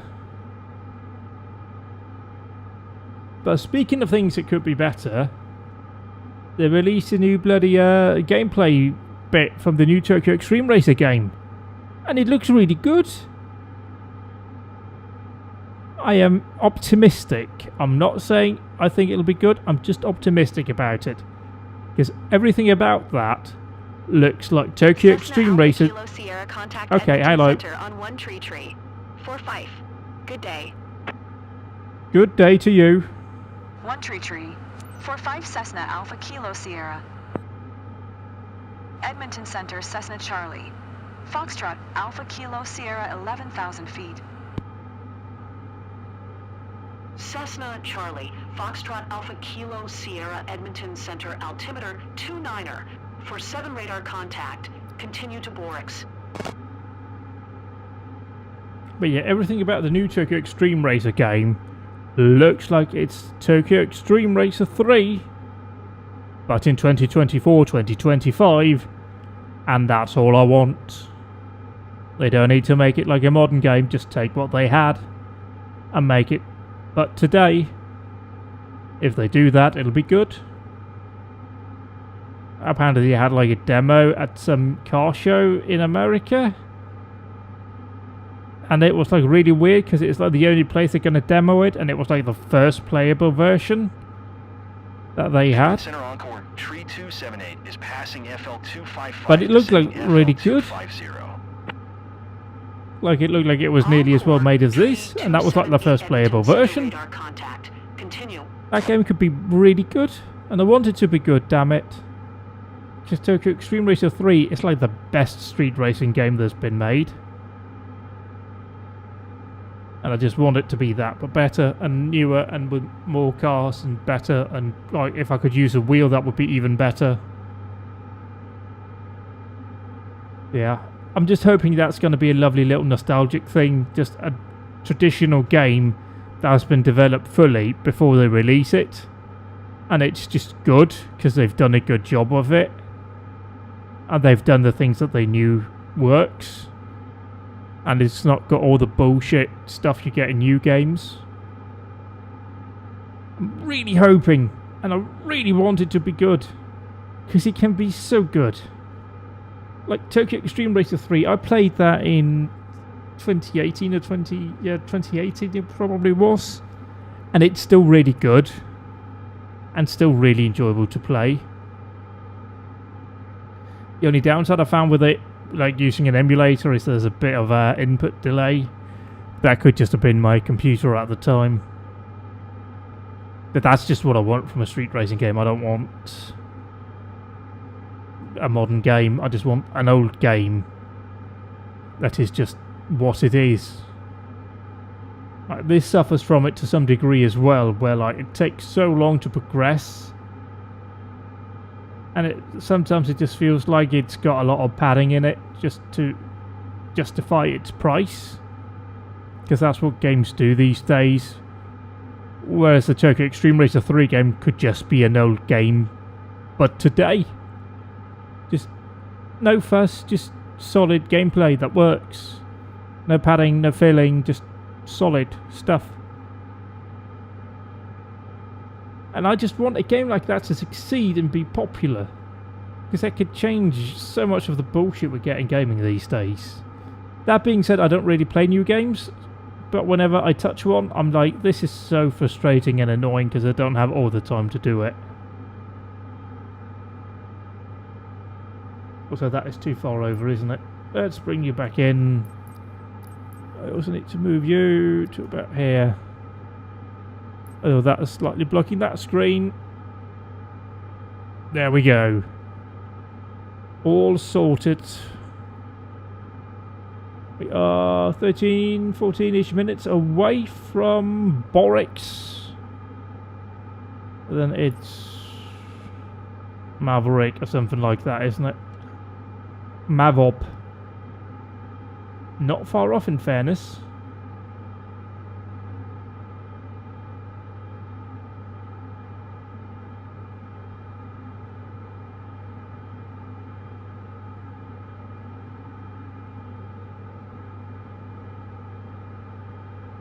And once again, I will be back tomorrow. I will schedule that stream after this, or shortly after this, with the production car challenge. 4 hours from VIR Grand on iRacing. I am thinking I will be doing the noon UTC/GMT time slot, aka 1 in the afternoon my time.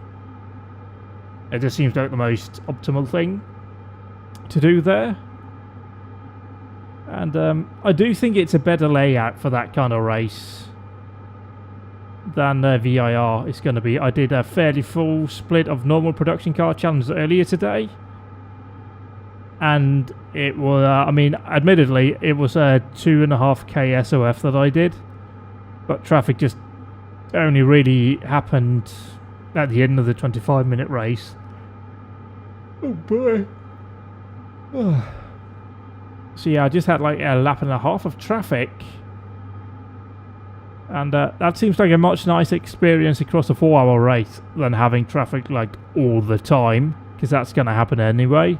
So you don't need to have like a shorter lap. But we'll see. It's going to be fine. It'll be an enjoyable experience unless I crash out very early on. I do enjoy the longer races more than the shorter ones. Yeah, we still have a bit of weather to the south of us. We have a plane coming at us at some point. But that may pass outside of our visibility, but that is just about the only thing that could jeopardise us over here. I did not expect this to be as flat as it is. If we look... Whoopsie daisy. If we look here... No. Go to terrain highlights. It looks like there's more terrain, but I suppose it's elevation here. It's just higher elevation.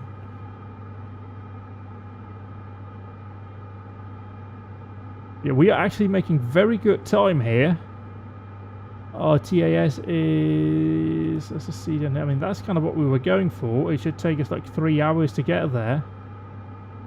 And we definitely spent a bit of time faffing around back here. Just getting to Omlock took us a bit longer, but we've been making good progress ever since. So it's positive. Doing well. We should get here before nightfall, certainly. It doesn't look like we're like an hour away from sunset anyway, so we're probably good. It is the odd thing about this. You're using like real like time of day and like real weather, but it's still run like right now. It's the 15th of August 2022. Obviously that is central or like the UTC time, but it's like weather from December right now. I don't get that. And like I paid money and did the certification to fly at night, and I've not done any night flying since then, which is a bit odd. Yeah, well, I feel like this kind of flight here would be like the perfect opportunity for it. It's December, we're going to be flying into like early evening. Touching down around, scheduled anyway to touch down around like 1800 hours local time. But yeah, we're not doing that. Also, what airport are we coming up to now? That is the only way I can keep track of where we are. If we look at this, it's CYMJ.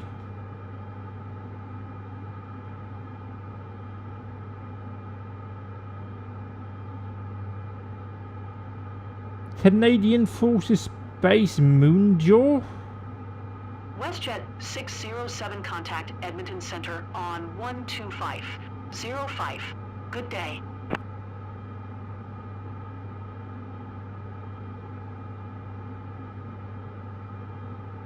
Any information about this? 12505 for WestJet 607.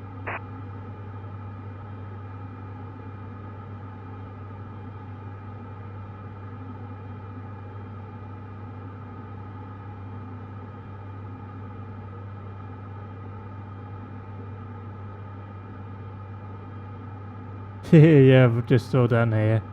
Nearby airports with instrument procedures. Regina International Airport. Yeah. That is Moose Jaw, something airbase thingy. 15 wing aircraft. I'm assuming that's like a military part of that.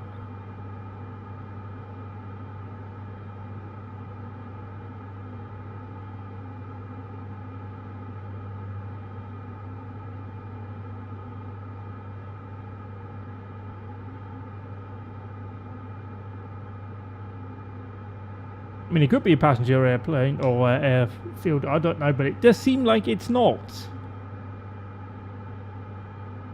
The Moose Jaw does make sense. With the MJ bit. Also, we did get passed by another airplane, we just didn't see it.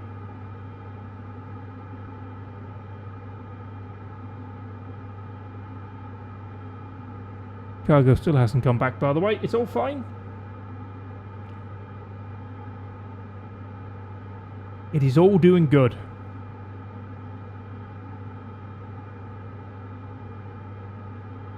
And I hope everybody had a lovely festive season. Oh yeah, we can close this down. This is probably getting my frame rate a bit.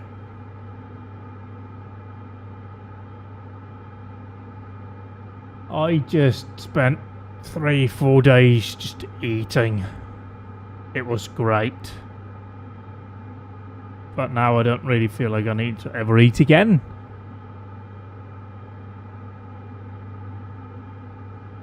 But that's how it should be. Just food, food, food, all inside me. I'm good. So are we flying towards weather here? I mean, I'm not seeing any on the radar. But that radar does seem to be a bit patchy.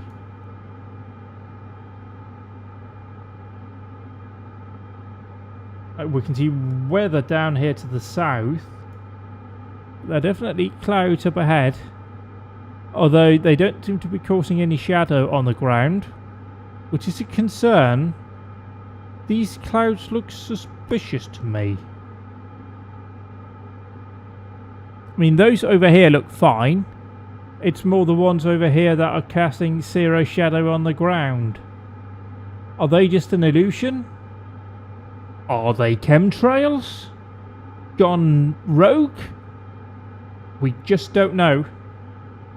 Except for the fact that we're going towards them. So if there were chemtrails, we'll like die when we get to them. Because we are right in them. We're getting concentrated chemtrailing.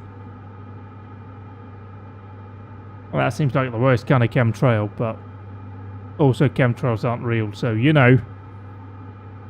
I'm not going to let that kind of stuff get in the way of a good story, however.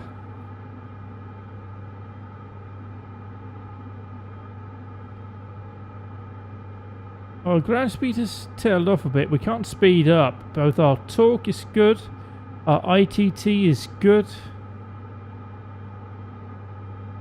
And we have plenty of fuel. Burning about what we have been burning so far. It's all looking good. Just good. We can probably turn some of that off. We'll just leave those two on.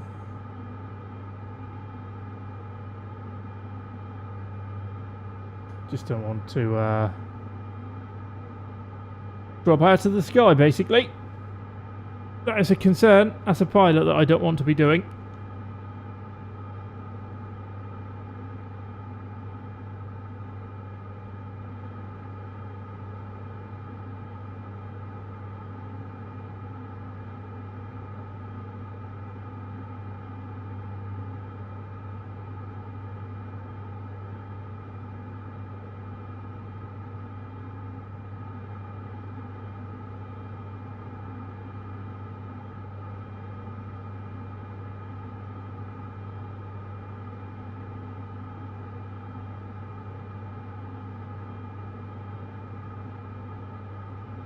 Yeah, before I took off here, I did verify we have working brakes on the airplane.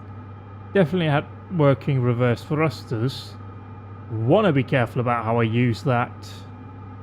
So we should be able to slow down, and if all else fails, I have a parking brake that we can activate when we get on the ground. We have fully serviced tyres and brakes, which seems like really important. I've learned that lesson now. Don't start cutting corners when you've spent over 2 million on an airplane. You can probably afford spending under 10 grand getting new brakes on your plane. Just a thought I've had since I crashed a plane. I didn't crash it. I'll correct myself. We went wide into some trees because we couldn't stop. I'll say that happened, and we've learned from our mistakes. We have now sorted that out. Mentioned before, but a connector on our left flap is a bit iffy. We'll see like when we get to Hudson Bay if it'll work. But like, it can stop without it. We can land without a flap. It's fine. It's totally fine. We can't do a successful landing without brakes. We've learned that now. I reckon we can without not without brakes, but without a left flap. Besides, this flight should give us enough cash to fix the flap, which does cost like 98 grand to fix, as well as the landing gear, which is coming up as needing maintenance, but it's not super pertinent. It's not a high wear component like brakes and tyres are, so we're good. I feel confident that I can make this work. It also appears that our approach here is not going to be anywhere near as stressful as the one I did at Bella Bella, where I'd been hand flying for like an hour because turbulence was just out of this world, and then had a blind descent through some clouds. And then immediately when I got on the ground, I did panic a bit and forgot that I had a handbrake and tried to use reverse thrusters, hadn't gotten reverse thrusters on. So when I tried to slow down, we accelerated, and I compensated by using the brakes. That doesn't work. It was a bit of a mess, has to be said.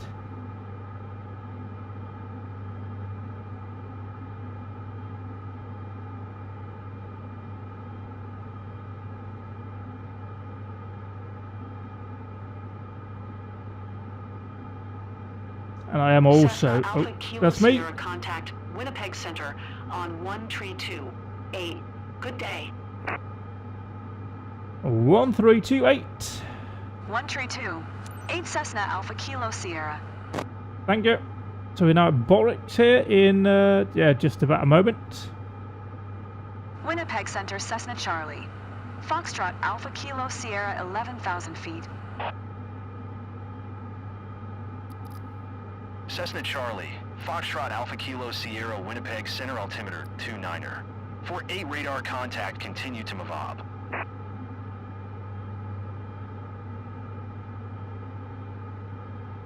Where was I? I was saying something. Oh yeah, I think I'm actually considering getting the ATKR. We're going to Hudson Bay in the Cessna Grand Caravan Park 2 electric boogaloo.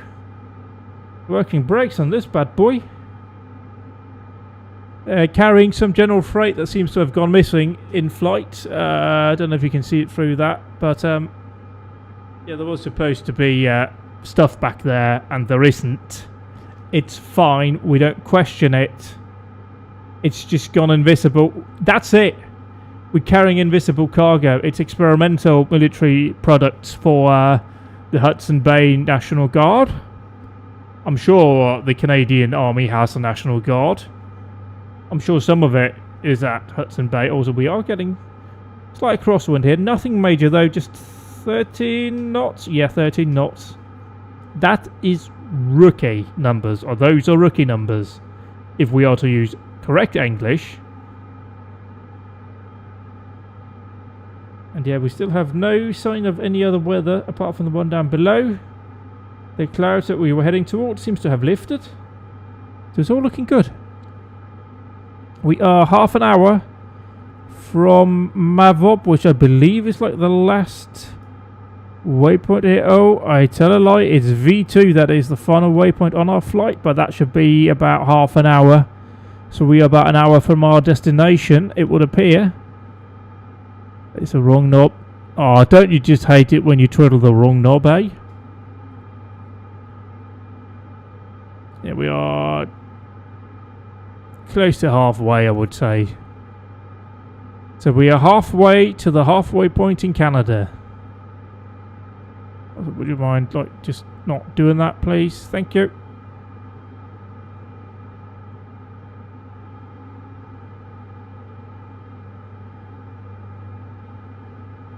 But yeah, I think I'll try and get the sentence out. I am definitely considering, now that I have this plane, getting a proper yoke to fly with rather than a joystick. It just seems to be the correct tool for the job here. We now have a joystick for the helicopter bits that I am starting to do, which is fun. Definitely a whole different kettle of fish. I did, like, at the start of the week, pass the certification. I've done one helicopter job in this, and I've kind of slowly started to learn the Hype Airbus H. Yeah, it's an H145 add-on for 2020, and this 2024. But that's a really complicated aircraft to fly. That is a proper modern helicopter with stabilization systems and autopilots up the wazoo and everything. Basically, you're not flying that. Hand flying it in the same way that you would the helicopters in 2024 by default. You're kind of just getting it airborne, and you kind of just let the autopilot do its thing from there. But figuring out when you're supposed to do things is a bit complicated, and I basically am just having to learn what all the various systems do before I'm fully capable of flying it. But that's nice too. Like, there's an action pack for that, which is kind of like the precursor to doing helicopter missions in career mode, where you can do sling loading and HEMS and all of that sort of stuff. Additionally, and more importantly, there's a mod which is called HEMS Anywhere or Everywhere. It just generates random helicopter emergency medical service missions, like an air ambulance thingy, and you can do it all over the world, which is really neat. But it kind of requires you to know the aircraft that you're flying and operating it competently. So there's a bit to learn there for sure, but it's an enjoyable experience. It's just been difficult to find time where I'm not just comatose on the sofa having eaten far too much food here these past couple of days to really get stuck into that. And like also wanting to get back up to speed with the career mode here, getting all of that sorted out, and getting a Caravan back, preparing for the production car challenge tomorrow, and just all the other things that we've had to do this week. But yeah, I'm looking forward to getting stuck into that, because helicopters are very fun to fly. And I'm surprised it only took me like a week to get fully certified in like the lessons thing, because starting out I could barely keep the helicopter in like the whole area that you were supposed to start off in. Whenever they let me fly it myself again, my full controls, I was all over the place. At first I couldn't manage anything. Then I could kind of manage it when I was having to balance the anti-torque pedals. And then whenever they gave me the cyclic as well, I was completely gone. Then I could manage anti-torque and cyclic, and then they gave me the collective, and then I couldn't manage anything, because obviously I can do one thing at a time. But eventually, through just forcing myself to do it over and over again, I could do all three things without like diving off over like grass and runway and whatnot. Now it's just a matter of sticking to it and continuing to do it, keeping it up and getting more experience. And I just need to watch some videos and read some stuff about the H145 so I can get up to speed on that. And that is automated to the point where you have a button on your cyclic that you need to hold down to override all the autopilot and the stability systems on it if you are to hand fly it. And that's like an indication to me that you're not really meant to do that, other than in a few situations. So like just getting it airborne and figuring out how to operate the autopilot and all of that is the main focus there. Although I would certainly not mind having that kind of HEMS Anywhere mod just in general in 2024. I hope that does come, because the 125 that we have, the H125 that's in this game by default, is far more of an analog airframe to fly. You are having to do translational correction, because there's some drift. It's hard to explain, and I'm not going to do it in this plane because it's difficult to demonstrate, but there's a lot of things that you're managing with a helicopter. You're operating all three things at once, whereas in a plane like this, you're kind of just doing one thing at a time when you take off. I mean, you apply throttle, that's then set. Then you kind of have to balance the rudder pedals a bit, but that's fine. And then eventually you have to manage your yoke or your joystick or whatever to lift off. In a helicopter, that's all the time. So that's a vastly different experience. And everything you do affects the other two input devices, like increasing power means you need to change how you do everything else. It's a whole thing, and it's fun to do. But I do hope we get a HEMS mod for that aircraft, because you have to do that there. And just generally having more stuff like that would be really neat. And I would kind of hope that career mode was like that, but I've seen how they do some of the SAR missions, and it's not great. But I need to do a few more passenger missions in order to be ready to take on those helicopter SAR missions, but I do want to do that as well. I also need to just get enough money so I can get certified to do the firefighting stuff. Because who doesn't want to do, like, airplane firefighting? Well, let's be legit, that's fucking rad. But I've been kind of focused in this game anyway on just getting the Caravan back, because the Caravan can bring in those Benjamins. Or whatever the Canadians have for Benjamins. Tim Horsons? I don't know.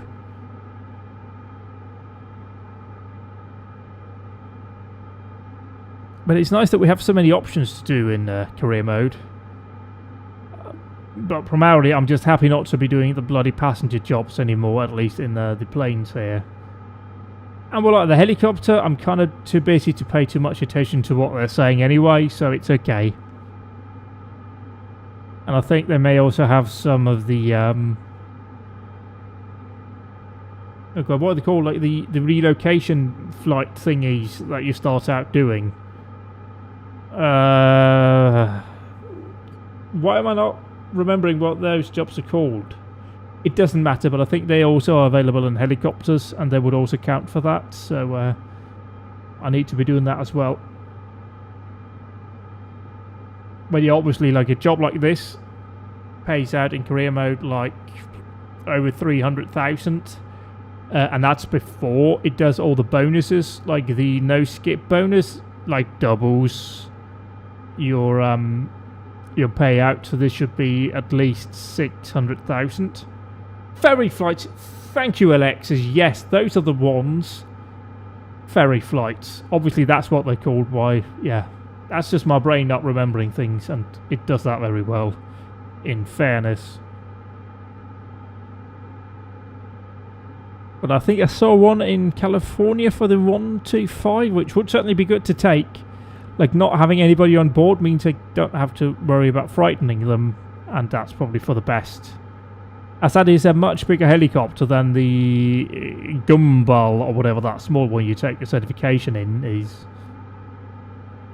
The 125 is obviously also a turbine helicopter, which is feels different to fly for sure. So we have a river here. We have a big old river. But also lessons learned. Let's not close that. But lessons learned, it may be better to fly out here. Just in terms of the terrain.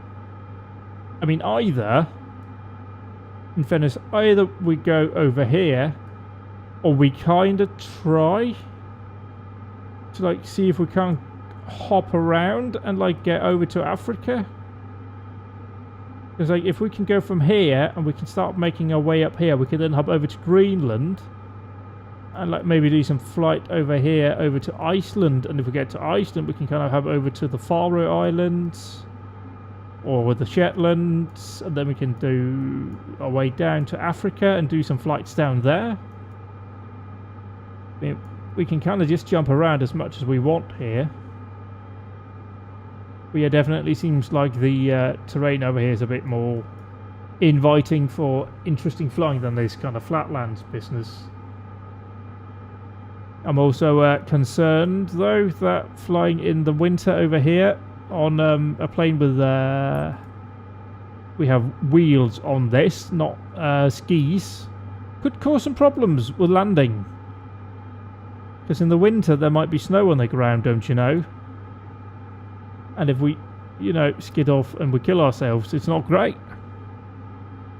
But we'll see what we come up with here. We are looking, how far? We are about 19 minutes from That's Maverick, isn't it? Or Mavob. Yeah, it is. And that one has V2, which is about another half hour. So in about 50 minutes, we will be thinking about getting on the ground. Which in fairness is probably also when I need to start thinking about cooking dinner. So that's pretty much perfect. And then I can do a bit of helicopter flying. Before, I mean, I have so many Christmas snacks and cookies and candy and stuff to eat. It's great, but oh, it's so much. Oh, it's so much. It's wonderful. So I need to get tucked into that, and I have like a whole like watch later playlist on YouTube of like Rally Crash compilations. That's like the best thing about Christmas, is being able to sit down and watch those. I mean, it's not the best thing, but it's certainly a lot of fun to sit down and watch those. And sometimes you see stuff that make you go, oh yeah, our VR does that as well. We can get some proper janky physics in the real world as well, apparently. Who knew? Although YouTube doesn't seem to differentiate between rally crashes and horrific road car crashes, which I'm not a huge fan of, but you know, the algorithm can't know everything. It has, however, started recommending me playing bits as well. In fairness, because I've been watching them, and there's a couple of real neat pilot thingies out there. There's like a Papua New Guinean bush pilot thing. Ah, that's proper bush flying. That is cool shit. I think it's a Kodiak or something like that, but it's proper. The kind of stuff that it needs to be. Not that one. We have. It's over here, but I can't see it because my microphone is in the way. We're kind of running out of places to put stuff that aren't in the way of other things. This might... No. No. That might work the best right now. I can't, like, make you smaller, can I? No, why would we be able to do that? That would be silly, wouldn't it? Okay, put you over here where I can, like, kind of see you over the top of the microphone. And move you down here again. There we go. That's fine. That's the issue with having like a big microphone here on the table. It takes up a lot of visibility on my screen. But that's okay.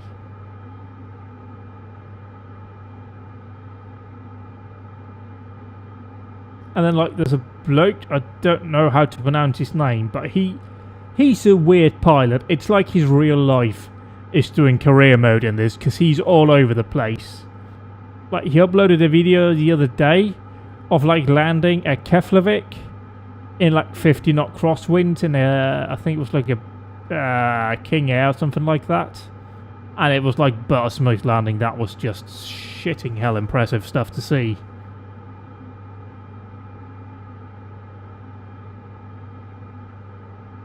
Because, like, 50 knot crosswinds in a small airplane is not nothing.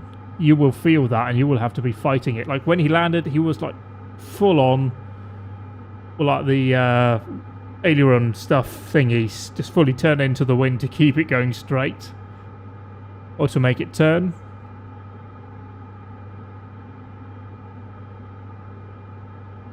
So, like, having 10 knot winds right now is absolutely nothing. The airplane is perfectly capable of handling that. And we are indeed not seeing any weather pop up, which I'm happy about for this. I just want to get on the ground safely and take care of stuff, and then I'll figure Cessna out... Alpha Kilo Oh, that's Sierra me. Contact Winnipeg Center on One Tree Tree. 1. Good day. 13314 Alpha Kilo Sierra. See you later. Going to One Tree Tree. 1 Cessna Alpha See, I Kilo don't need Sierra. my in-game character to say it. I can do it. Winnipeg Center Cessna Charlie. Foxtrot Alpha Kilo Sierra And, like, 11,000 feet. So come you as Navy SEALs on the PlayStation 2 Cessna Charlie. had Foxtrot voice Alpha recognition Kilo, Sierra Winnipeg Center altimeter in like 29er. 20 years radar ago. Contact, continue to move up. What was that? That was 53. But this game doesn't, which seems like a logical thing to have for situations like this. But it's also Microsoft Flight Simulator, so it will probably get it wrong. But yeah, I mean, now though, when you're flying like this, and when it's working, it's lovely, and you just have a good time.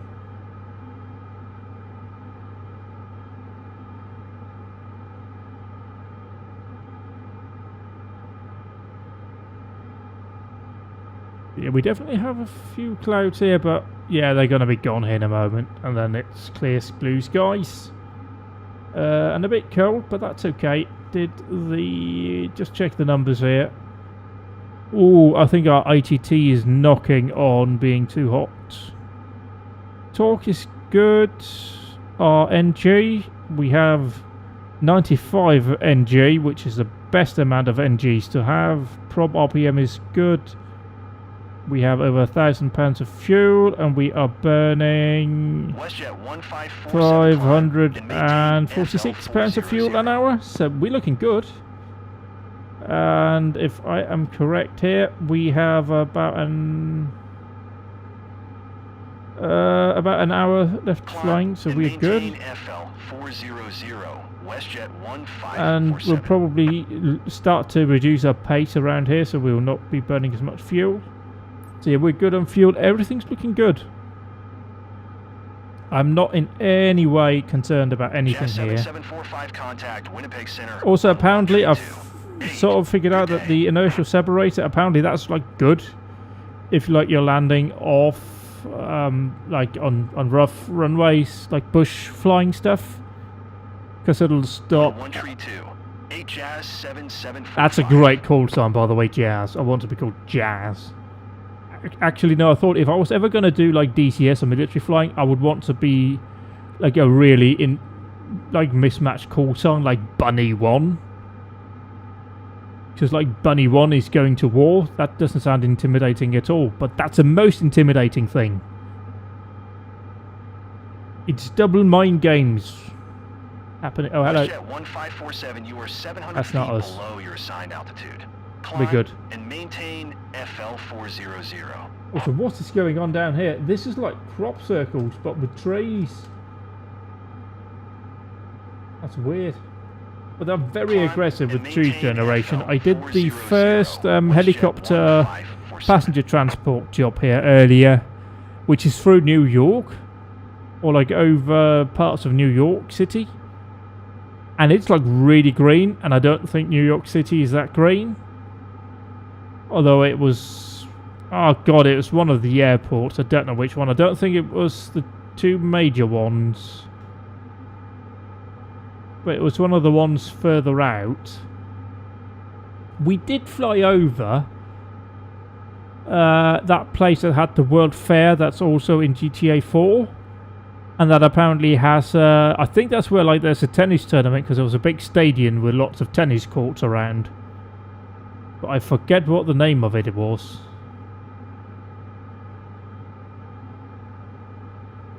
But yeah, that whole flight, it was like everywhere was trees. Like everybody's backyard had trees, and like in every like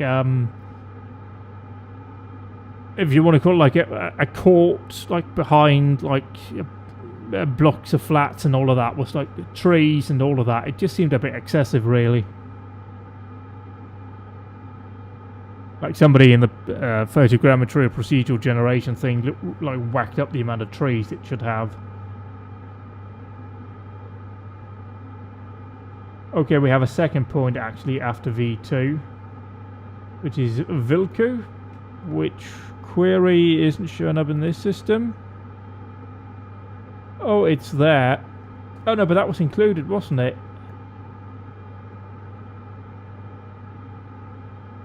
Okay, no, so we have like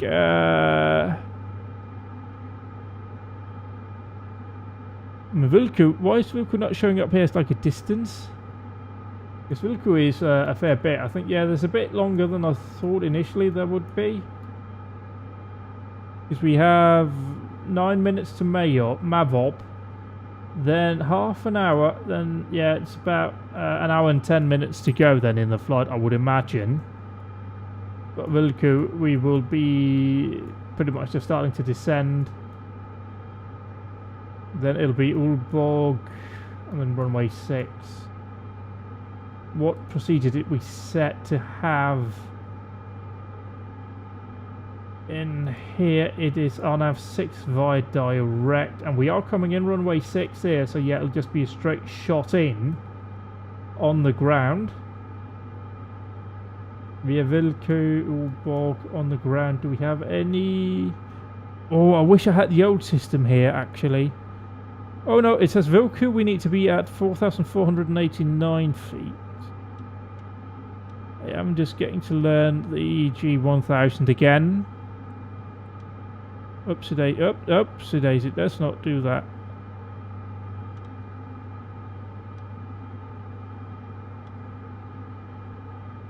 Let's go out of that and use this one. If we can. We cannot, so let's bring this one up again. Let's just press here.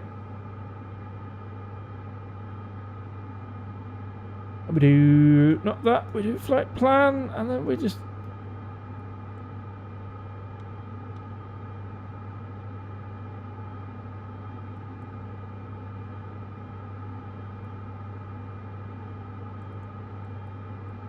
that's not what we want to be doing. Please go away.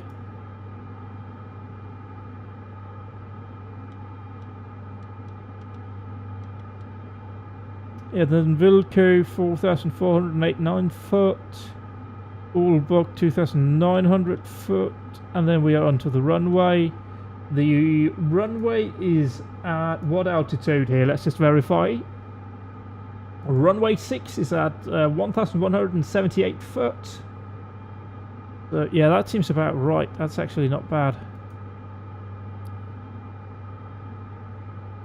So that's looking good. Ooh. Ooh, traffic map. Weather map. Oh, that doesn't work.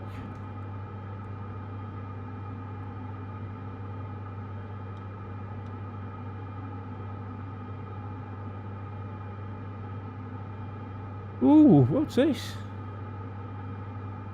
I'm finding new stuff here that we can maybe mess with. Oh. Just start back a bit. We're getting a bit hot.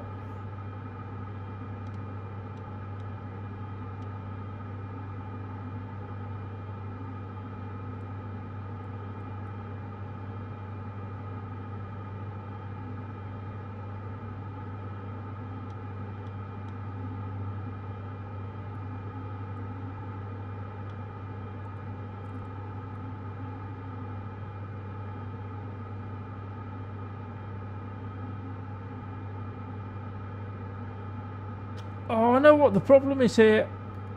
I was just confused for a moment, but yeah, it's mine as that. We are behind over here, and I think we're in like Central Time.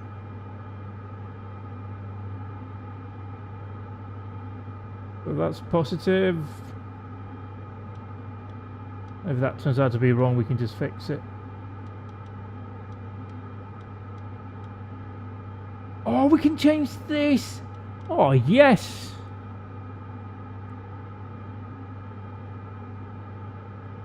That is exactly what I want to be doing. So we are arriving then. Okay, no, let's not do that. I'd much prefer to have it in UTC then.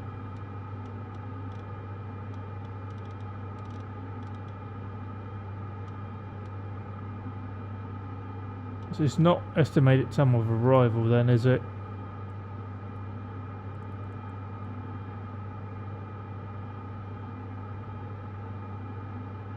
So that doesn't help either.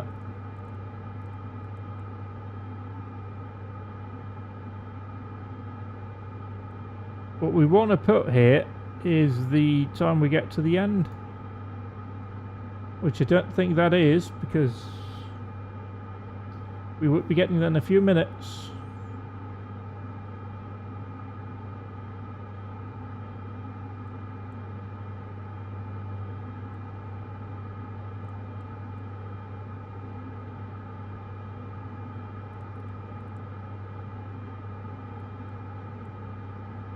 Bob. Fuel on board, that does make sense.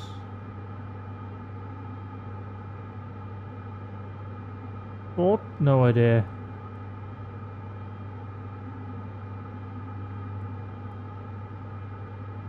That's when we get to that. I would like to know how long it takes us to get to... See, according to this, we should be landing in like half an hour. It'd just be better to have en route on there. That's the total time we are flying. Yeah. We only want to know about hearts. Oh yeah.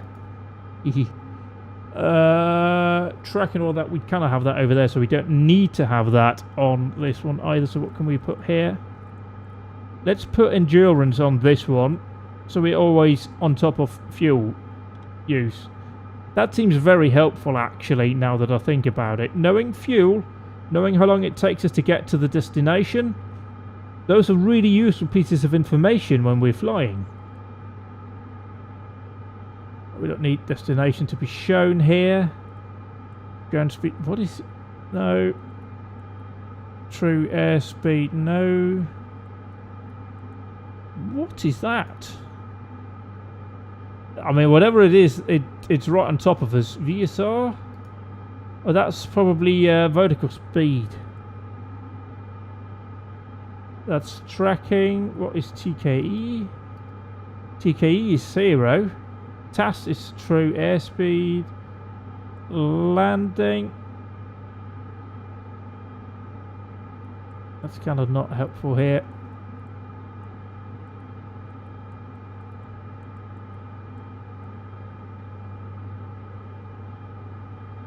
I mean, it's showing that on the other screen, so we don't need that there.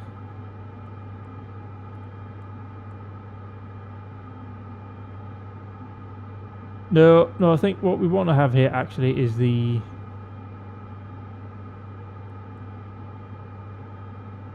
Oh, there we go. Although, let's actually swap these two around. So it's en route. And then we end with endurance. That makes more sense. So we have the time to the checkpoint, or the next waypoint, pardon that, first. Then we have time to the destination and our time, or our fuel remaining in time here. Which also explains when you watch VAS Aviation on YouTube, why they ask for that, how they can figure that out. If the system tells them that, that's kind of helpful, don't you know? So that's all sorted there.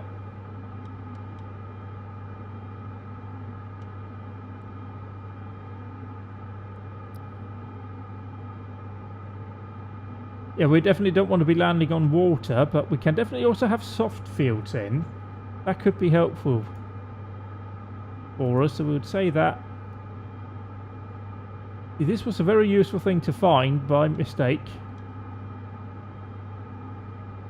I have no idea what we should set that one to.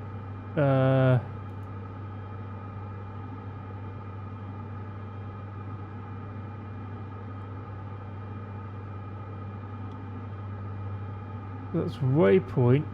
That's auxiliary. Oh, it's in here. It's flight plan. Ah, got it. I know what I'm doing. I'm a pro fake pilot. I'm certified to do this. And we also do that on this other screen. Also, just verify here. All temps and that are good. Let's not touch things over here. That thing's fine. Oh, we're turning.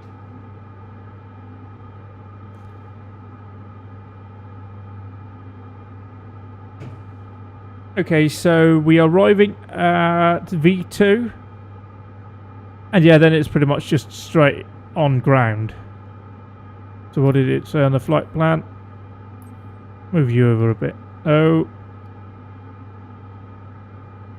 V2 should be 11,000, and then down to Vilku, which is 4,000. Let's just verify here. Something doesn't seem right, but whatever. Because apparently, like, going to here, and then is like 28 minutes, and then going to here is like 2 minutes or 3 minutes.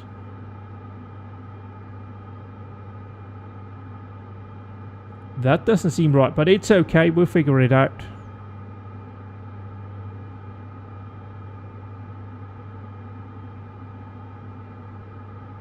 Or maybe it'll just correct itself when we get to Vilku. Or V2, it'll correct us going to Vilku. So what options do we have on this screen then that we haven't been utilising?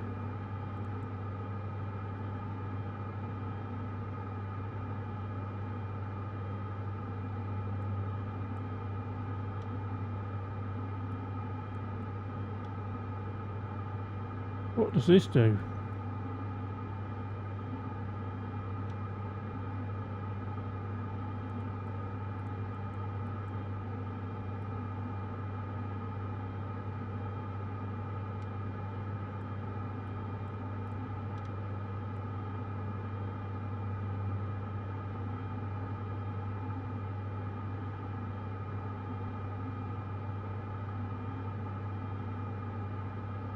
We don't seem to have the same options on this one, but that's fine.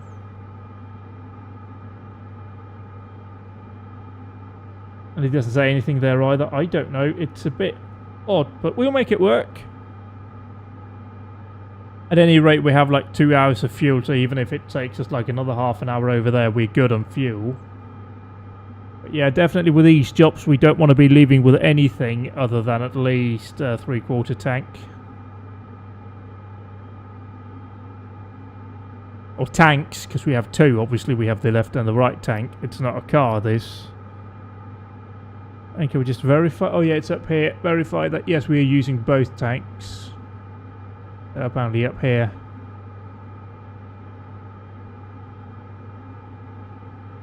And once again, our freight can't smoke. It has to have seatbelts on at all times, even though it's not there. In fairness, it is strapped down if it was there, so it's okay. And just confirming once. Oh, that's a lot of planes here. That must be like an airport.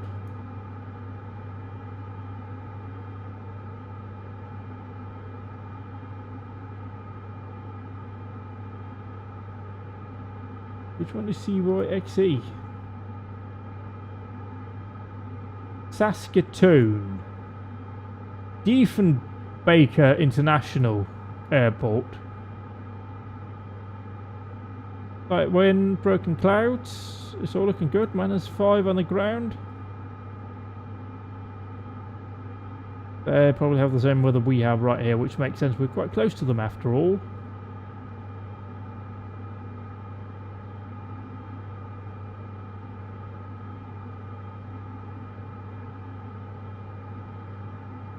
We're 28 minutes away from V2 at this time. And everything's looking good. Numbers are fine. That is good. Is that correcting itself, by the way? It does appear to be, and we haven't got any altimeter updates, I think. Nope. So, ladies, is 2953.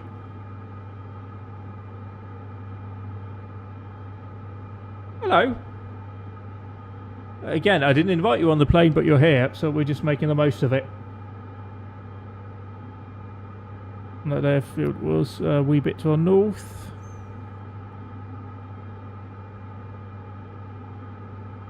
But a wee bit to our north, I mean, actually quite close. We should be able to see it here in a moment.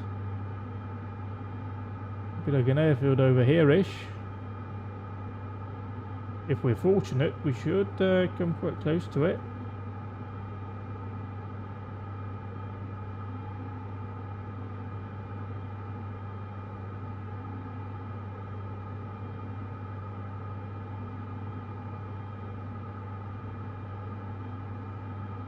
Also, it definitely feels like the sun is getting lower in the sky compared to when we started to fly.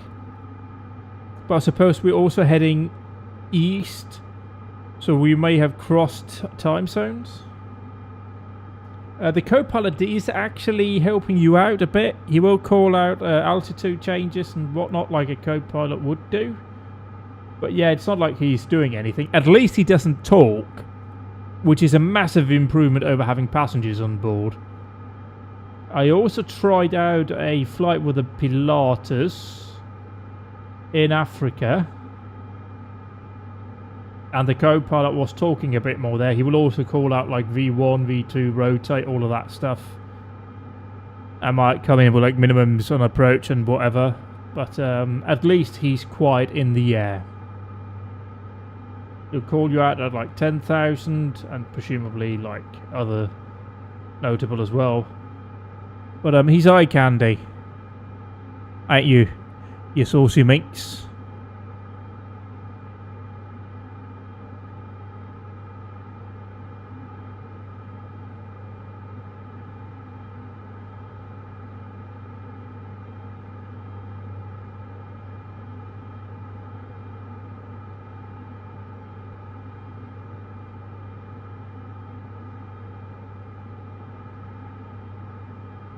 Well, the wind is definitely calming down a bit. We're down to about 7-8 knots now, so it's getting nicer.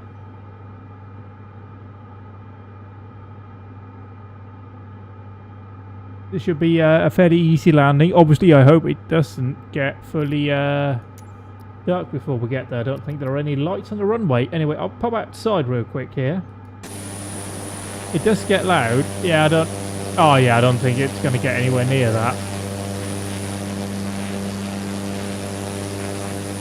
But yeah, considering where we've come from, I'd much rather go that direction, that's for sure. Definitely looks a lot nicer in this way. It is a far shout from our takeoff, where we kind of had to stay in the valley we took off from because clouds were too low. We couldn't see the peaks of the why can't I think of what they call like the mountains on either side. That's the word, mountains. It's a very difficult word, mountains. Either side we couldn't see the tops of them, so we kind of had to just go around until we got high up enough to feel confident to go down another valley, which is proper bush flying really. It's not just take off from massive runway and just sit at cruising altitude. You actually have to think a bit and plan ahead, which is fun. That's a nice part about flying.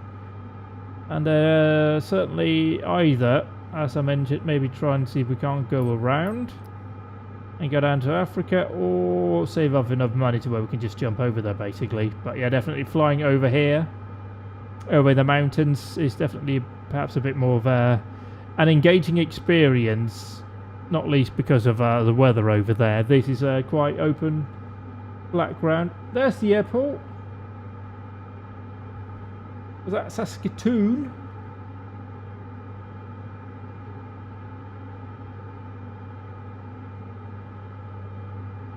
It means we're flying over Saskatoon right now. It's a bit bouncy in the old sky, but that's okay. It's not terribly windy.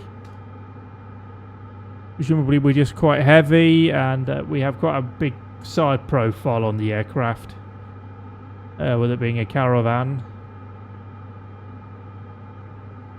and we're going quite slow. We're doing 183 ground speed, 156 indicated, and is it like... It is definitely sticking to the fact that we're going to be on the ground in about 20 minutes. Why is it doing that? That is because it hasn't actually told us anything about approaching Vilku. That would explain it. We may need to activate vectors to final or something like that when we get to V2. Also, the planning times that you see when you select the mission is clearly far off. I think this was like 3.5 hours, it said. I can verify that by rewinding the stream here.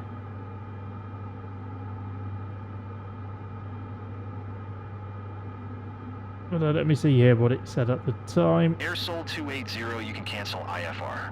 Continue VFR to your destination. I don't think Air Sol wants to be told that.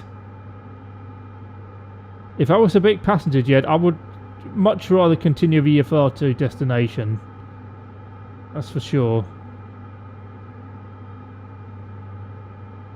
Oh no, I think it says like 5 hours and 30 minutes. And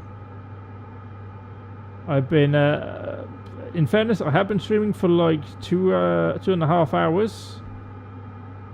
And we are probably like half an hour, well, 45 minutes from our destination, but still that leaves us like 2 hours. I suppose if we had like a stark headwind, like the first job that I did in Air Hauler 2 a few weeks ago when I tried that out, that was flying into like the UK, where apparently having some horrific stormy conditions, and I flew to the UK with like a 60 knot headwind the whole way, which ended up taking more than twice as long as it should have. Yeah, VFR over the Pacific. In fairness, you can see the water most of the time if it's clear, so it's fine, and it's not like there are big mountains in the sea. They go down, not up. But yeah, from what I've seen with like VAS aviation, it does seem like, certainly in the US, they might use visual approaches, even at night. Like there's something about, I think it's San Francisco. First of all, that seems to have some pretty big issues that might have to be dealt with in terms of its controllers and the way that whole airport is managed from an air traffic control point of view. But they seem to be like doing visual approaches even at night. Something about the runways being too close together or something, so you can't do instrument approach because they're too close, which makes sense. Like the basic understanding I have like localizers and glide slopes is that like a localizer is like the lateral, so you can't obviously have two localizers very close to each other because they're going to interfere with each other. It's just not going to work. Like the glide slopes are fine, they're going up and down, but like the localizers are going from side to side, so there's definitely some dramas there if they're too close to each other. Also, is that just draw distance? Or are there a bit of a haze or something in front of us? And it's a cool -7 outside, so and we're not seeing any weather here. Also, we're making good time here towards... I mean, I say good time, it is still 18 minutes away.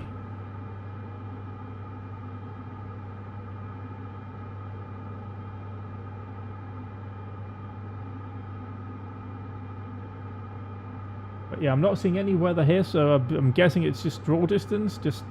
I mean, it is winter. Like this, in these conditions here, the air is going to be quite dry, I think. Certainly very cold, so like the water that is there is going to be frozen, so you tend to have quite good visibility when it's frozen here. Obviously, there's not really much evaporating from the ground either to create haze in the distance. That comes in a few months' time when everything starts to melt again.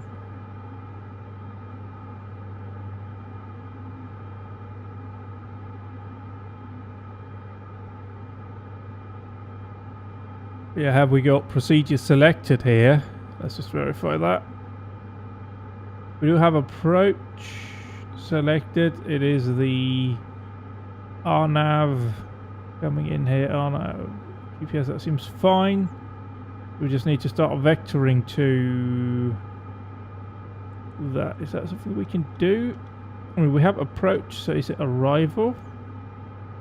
No, it's not, because that's not available.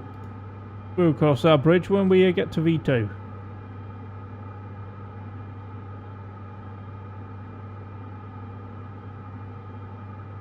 Oh yeah, that is a fair point, but there's definitely something about, maybe it's like operational. You don't want planes too close together if they're on localizers. If they're just flying off of that, you don't want to have like overlapping localizers, because planes might not be on the center of it. And so they could be on their localizer, but also on another localizer. And that's kind of like having two like roads just merge. Or like having two cars like verge into the same lane, if you know what I mean. But planes are not cars. They don't kind of just go well when they touch.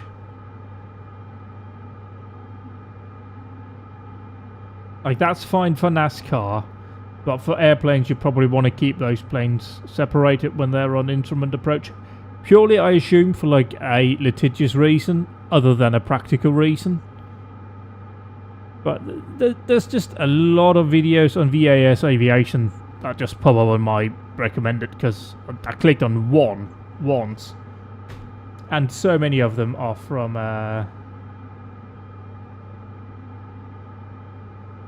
San Francisco, in terms of just controllers not really knowing what they're doing,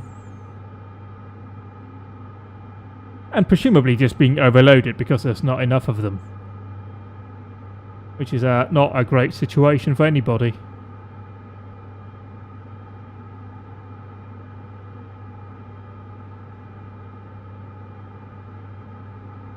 Yeah, but again, it could just be a procedural or like a litigation issue of like you don't want planes on localizers if they can overlap, because, you know, I was in my lane, officer kind of logic. But I'm sure there's like a valid explanation for why they can't do it. But certainly it seems that in San Francisco they do visual approaches at night for airliners, which is certainly a decision, because apparently the runways at San Francisco are quite close together. I mean, can we look it up here?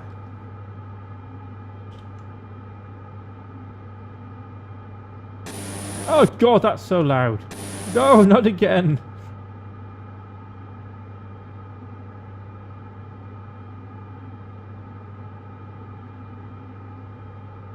That was apparently not what they were called. No. So we can't look that up here, but that's okay. Because supposedly they are a bit close together, those runways.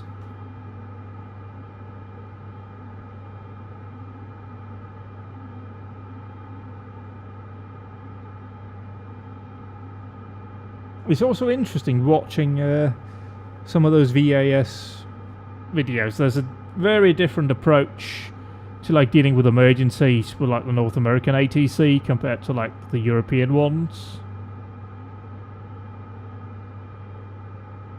Like in America they get passed around to like a bunch of different frequencies, whereas with a few of the European airports anyway, they seem to just get put on one frequency just for them, and then everybody else comes into that frequency and handles them. Which just seems to be like a more sensible thing to do, really. Like if I was an airline pilot having an emergency, I perhaps wouldn't want to have to deal with like switching frequencies all the time on top of managing everything in the aircraft.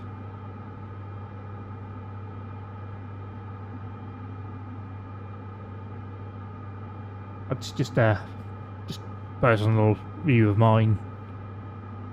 Like having to faff between, you know, being like on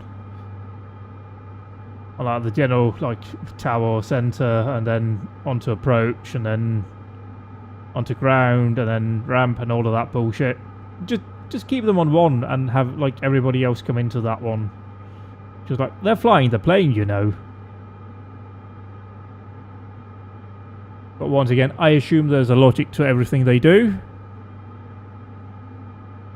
And yeah, you're just enjoying the view. And again, absolutely no greying happening right here.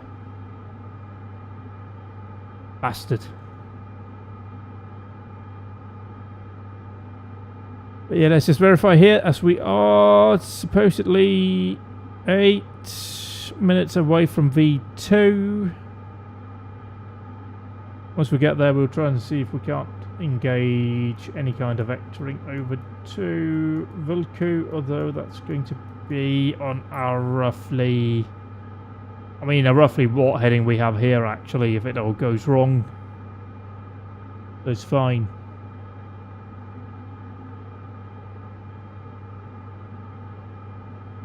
But it is really neat to like watch those videos, because you realise how competent everybody who's like flying an airplane as a job are when it comes to like emergency situations.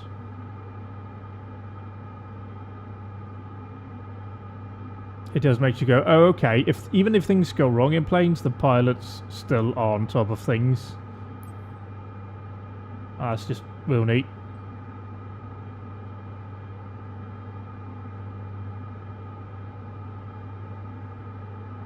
But yeah, let's just do some numbers checking here. Always good to do.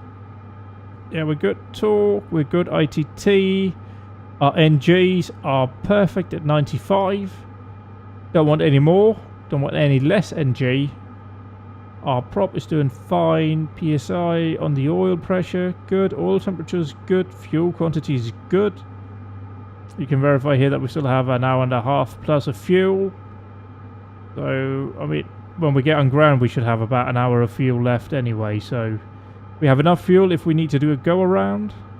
Cessna Alpha Kilo Sierra descend. Okay. Maintain 8,000 feet. Keep speed not above 180 knots. Descend and maintain 8,000 feet. Keep speed not above 180 knots. Cessna Alpha Kilo Sierra.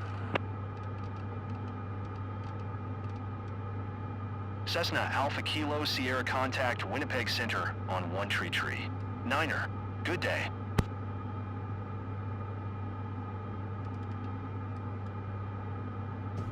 We're also going over to Winnipeg. One Tree Tree. Niner Cessna Alpha Kilo Sierra. Winnipeg Center Cessna Charlie.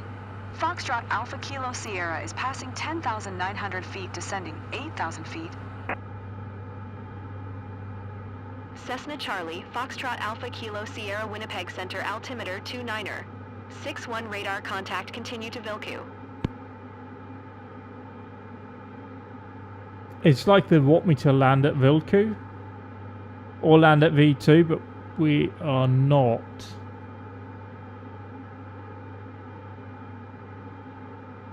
I'm not going to complain because we are actually picking up. Oh, we don't want to be going quicker. I appreciate the not above 180 knots, but we're not allowed to go to 180 knots anyway, so it's fine. We're actually above our maneuvering speed. 10,000 feet. Thanks, co-pilot. You were useful. Just pretend I did a double thumbs up there. Cessna Alpha Kilo Sierra, please expedite your descent 8,000 feet. Roger, expediting. Like, spelling error, but it's fine.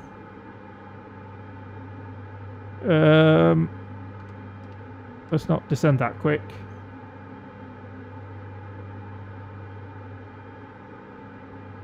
But just throttle back a bit. Which means our NGs drop, our ITT drops, our torque drops. But that's okay.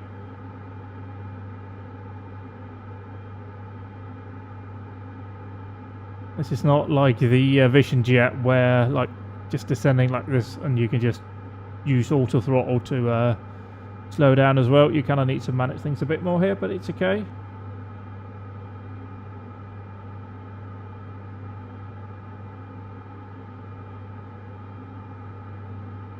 And crucially, we're not going to suffer too much from the lower altitude in terms of speed here. It's all good. He did wake up. He is very much alive. Look how straight he's sitting now. He was definitely not asleep the whole time.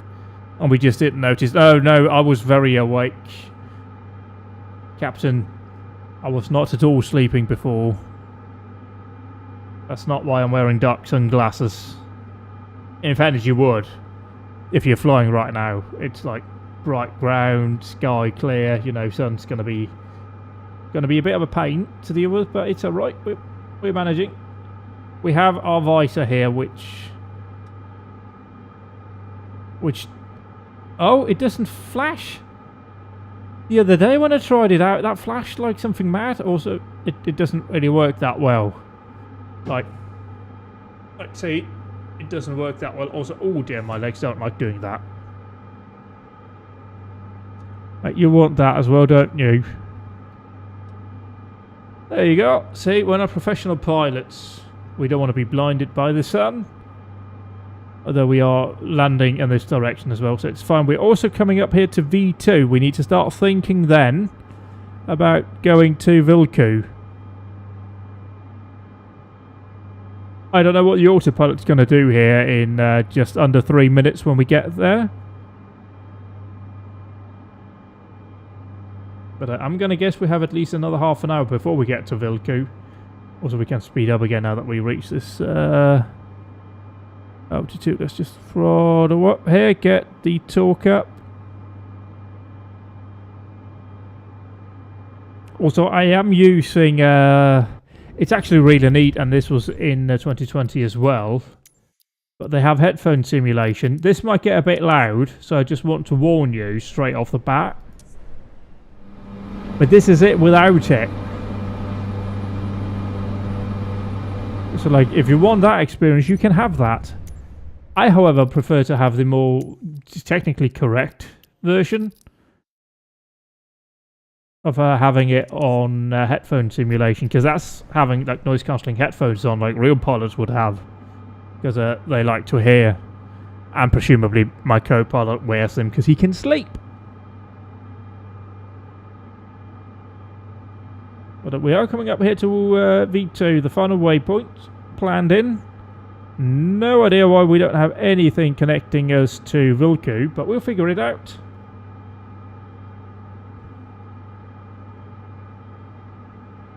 So, wind has changed direction. It's now slightly coming from behind, but still mostly crosswind, picked up to about 10 knots gust. But yeah, this is baby numbers. ITT. I do think they have the hot ass Thrustmaster one with like the dual throttle thing, throttle control thing, and I do think I need one to be like prop speed.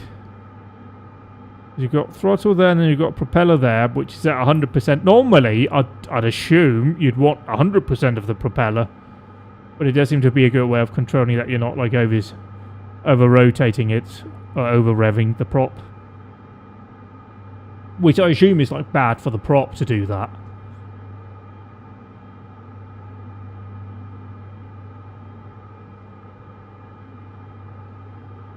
But yeah, we're sitting here at 185 knots ground speed, which I think is the one that matters.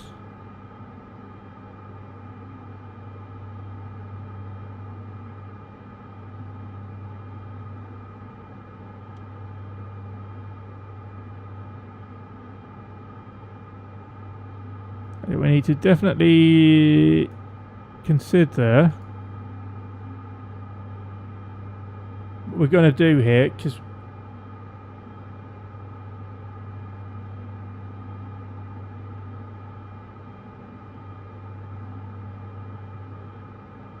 yeah, see, that's not eminently helpful right now. We're kind of just doing nothing.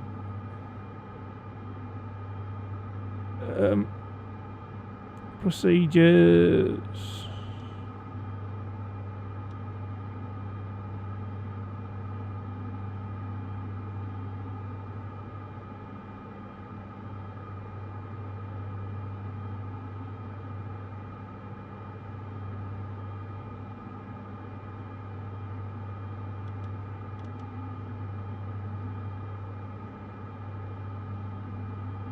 No.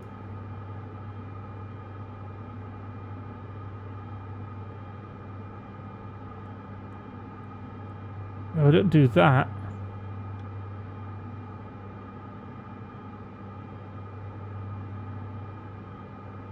Okay, so we are going to use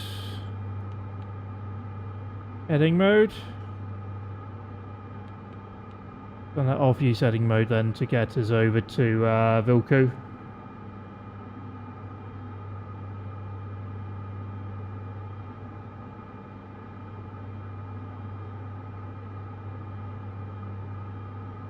What does that do then?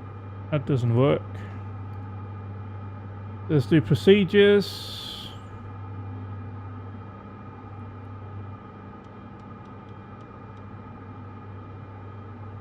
Select approach. We're coming into 2-6.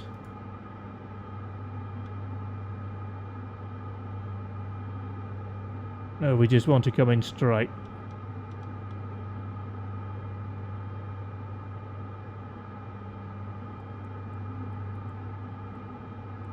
have no idea what minimums mean, but we'll just leave it empty.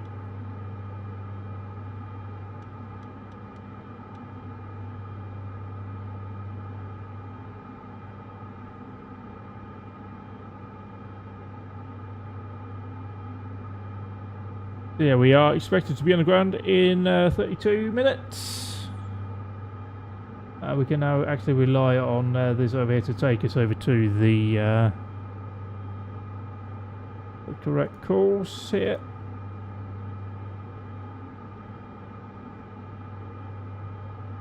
No prop overspeed, no good. Does that mean we need to overspeed the prop, or we shouldn't overspeed the prop? Also, there's the flashing. It's great. Let's just remove that then. Yours don't flash though, that's cheating and unfair.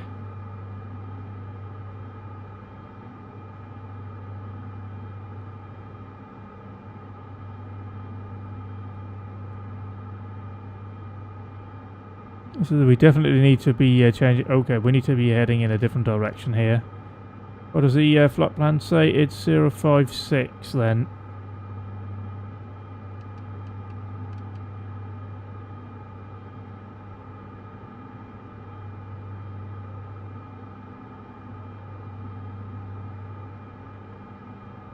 Let's see if we start heading a bit more in the right direction here. We could potentially speed up, but I don't really want to do that. Also, that doesn't go any higher, obviously.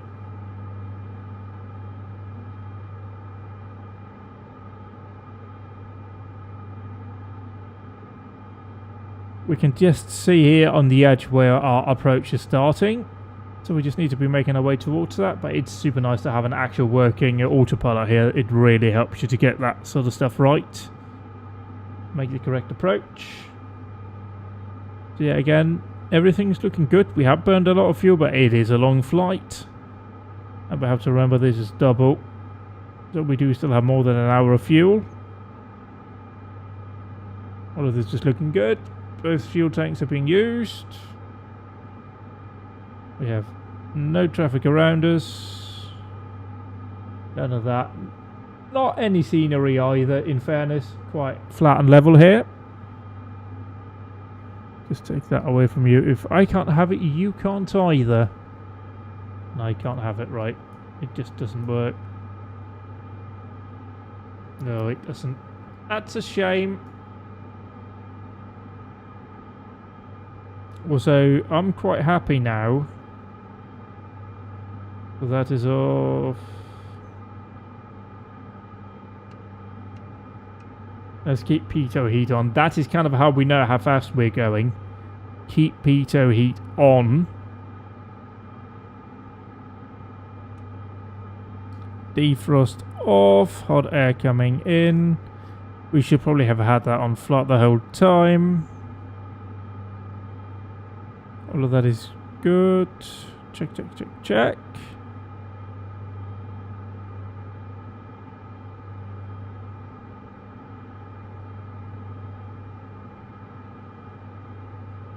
It does feel like we're not going in the right direction at all here.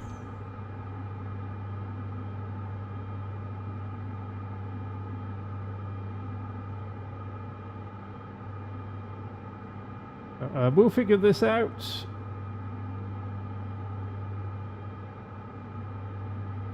Can we not try and do that and see? Nope, that didn't fix it.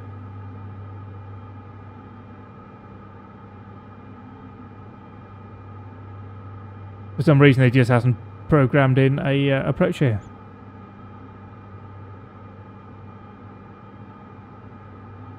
Also, when we're getting slightly closer, I need to go out in the kitchen and start eating stuff up for dinner. It is a very late dinner for me, but it's quite okay. As I said earlier, I've been just... it's been so much food. I'm going to have some, I think, some pasta or something tonight for dinner.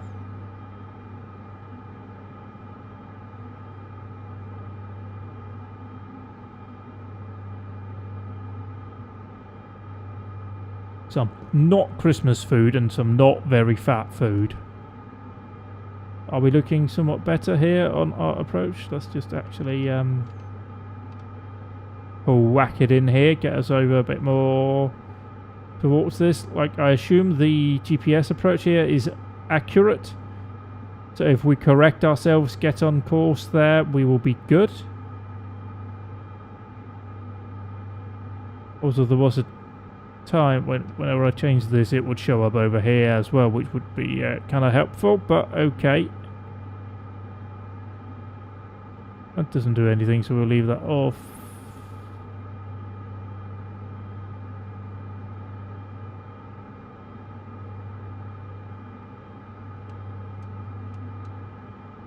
Oh, we can do that down there as well. Good to know. Okay, yeah, now we need to correct a bit.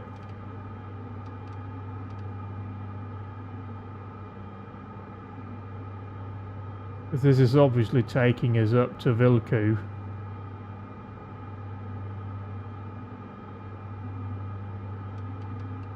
I think we're just going to follow the GPS arrow here. That should get us in the right direction, but we'll keep monitoring this, as we are getting close to 25 minutes away from our destination.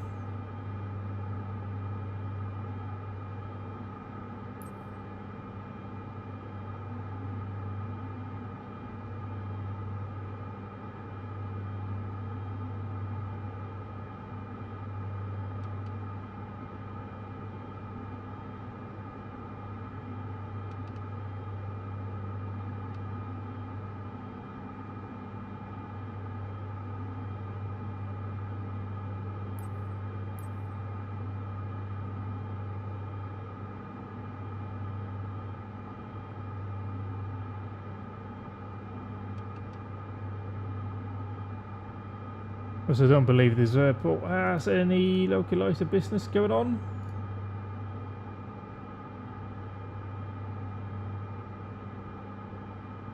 We have Sense and Unicom.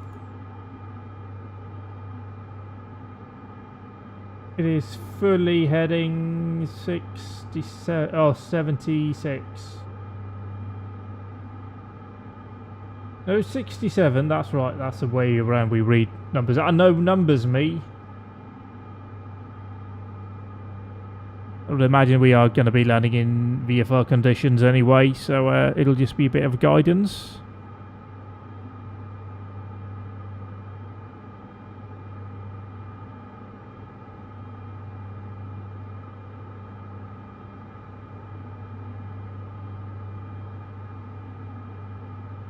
Want to keep that open, I think.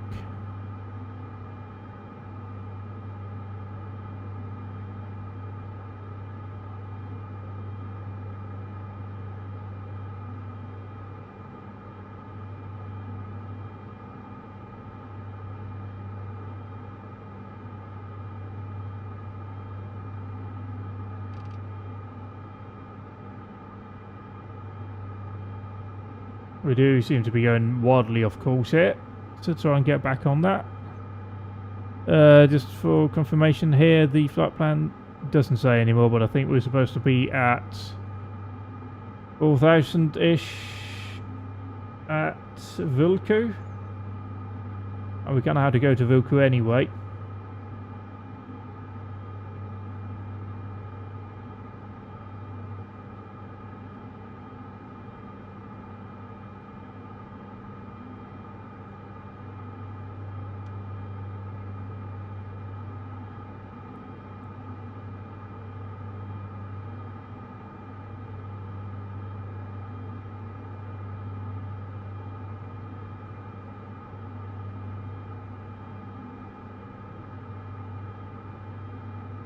I don't know why I can't activate Vilku now, but it's okay, we'll figure it out.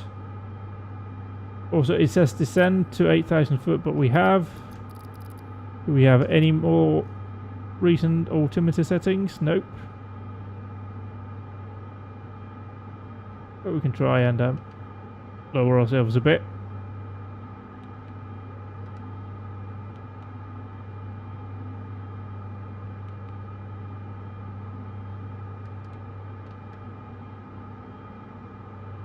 See if that triggers then.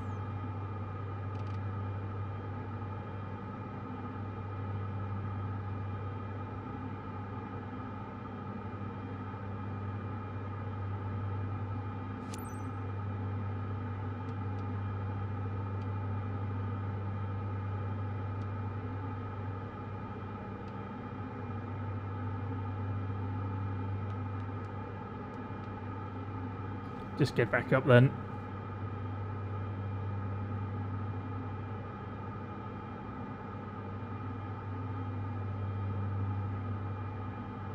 So we still have about an 8 knot crosswind going tail.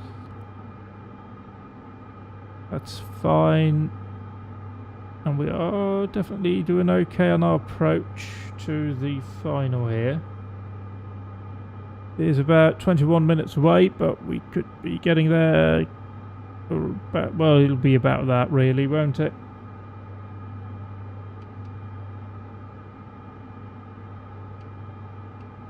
I think we'll just fly off the GPS here now, try and get ourselves aligned. It should be a straight approach anyway, so no manoeuvring. If we're on that line, it should be good.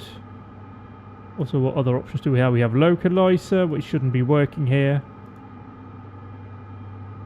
It is not a localizer airfield, so it's fine. Air temperature -3.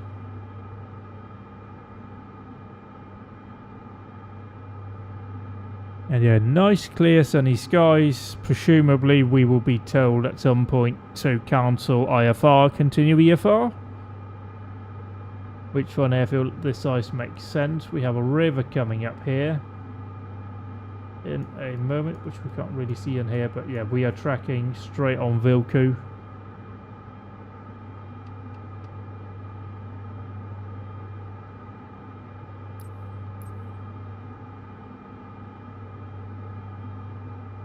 No weather either here or on the radar. If you would stop moving around, we'll recenter here. Although once again, it's not eminently helpful when the track on the EFB doesn't match the GPS, but we'll make it work here. And we know we need to be focused when we are coming in on final. Remember, get flaps right, lower airspeed. This will be a bit more, not a bit more, just a bit different to approaching and landing with the Vision Jet. We have no gear on this, so flaps. Remember, trim as well. Down here, light on. We'll just check, make sure the anti-ice thing is off as well for the windscreen when we land. Remember brakes. Remember we have a thrust reverser if we need it.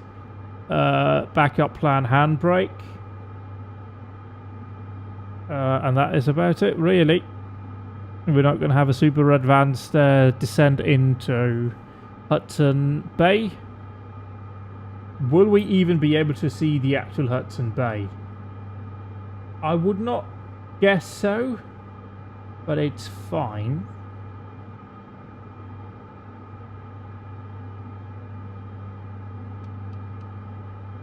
Just keep doing course correction right now. Yaw damper on. We may want to turn that off when we start to descend.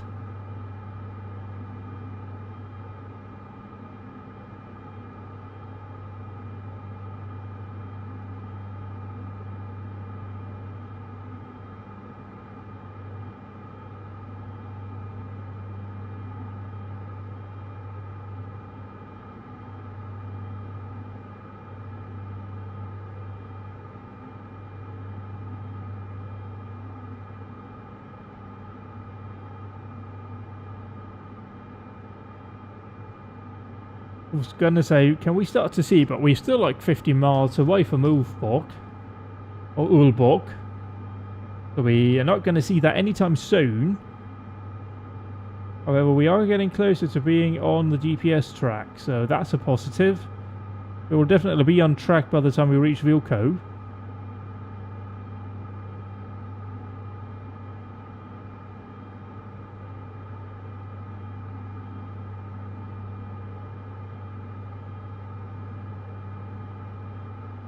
And yeah, we'll be on the ground in about 18 minutes, give or take. We have an hour and 12 minutes of fuel. So even if this is to go completely horribly wrong and we can't land here, we should have enough fuel to divert elsewhere. Although I don't think that's actually incorporated into Flight Sim, which is a bit disappointing. It kind of forces you to do very dodgy landings, but also it's a video game. It would be very boring if we only did sensible stuff, wouldn't it?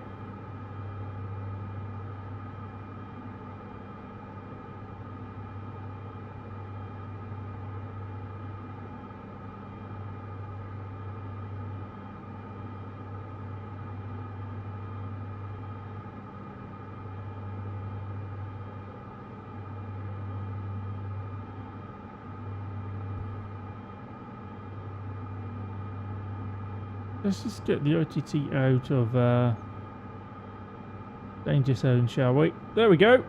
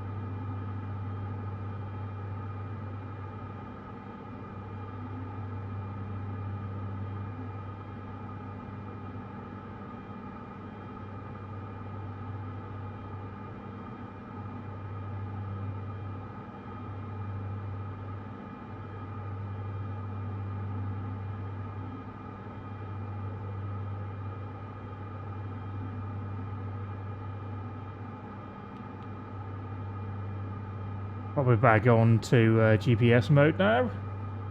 Because we are pretty much back on track here, so we should be following in the purple line once we get closer.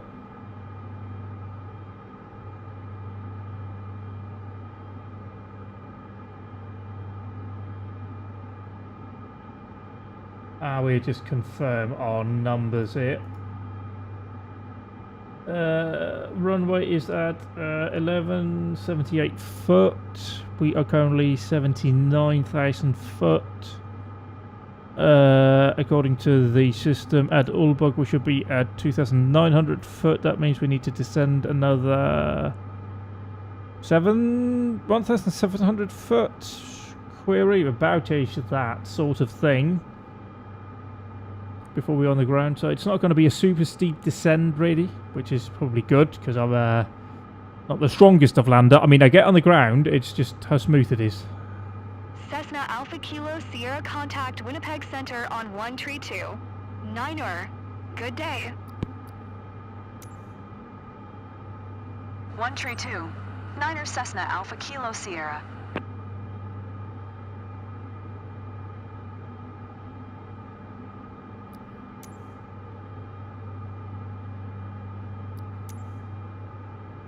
Winnipeg Center, Cessna Charlie. Foxtrot Alpha Kilo Sierra, 7,900 feet. Cessna Charlie, Foxtrot Alpha Kilo Sierra Winnipeg Center altimeter 29er. 6-4 radar contact, continue to Vilku.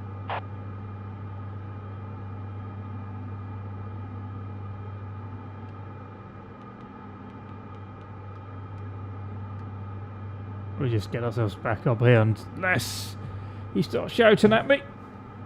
But yeah, we are now 12 minutes from Ulfborg, final before we reach runway 6, which is in 13 minutes, 13 and a half minutes. So we are getting close to the end. We need to start thinking about our final checklist, what we need to make sure is on and off. There's some perfect clouds down here. Do we actually have checklists for that, by the way? Checklists. In flight, before takeoff, en route climb, cruise. Before landing, Fuel tank selectors both on. Fuel condition high idle. Prop RPM max. Autopilot off. Yo, damn, but Winnipeg Center Shamrock 5-1 is at FL Tree 85, descending FL Tree 80. Shamrock 5-1 Winnipeg Center radar contact continue. oh yeah, I should use this more often because it'll give us some useful information here. Descent. Prop RPM needs to be at 19. This is kind of where we are. It's managing that by itself. Before landing, prop RPM needs to be set at max. Fuel conditions high idle. What does it say here? Cessna Alpha Kilo Sierra, you are tree 9 miles southwest. Climb and maintain 11,000 feet. Expect RNAV runway 24 approach via Alcott transition. Cleared to Alcott. Copy, clear to Alcott. Climb and maintain 11,000 feet. Expect RNAV runway 24 approach via Alcott transition. Cleared to Alcott Cessna Alpha Kilo Sierra. I don't know why we're going to Alcott. That's not a waypoint for us, but fine. So, yep, inertial separator set to normal or bypass as conditions warrant. It would be good to know what conditions we need to be making sure we are warranting or not warranting. But okay, does it say here? That's continuing flight in icing conditions.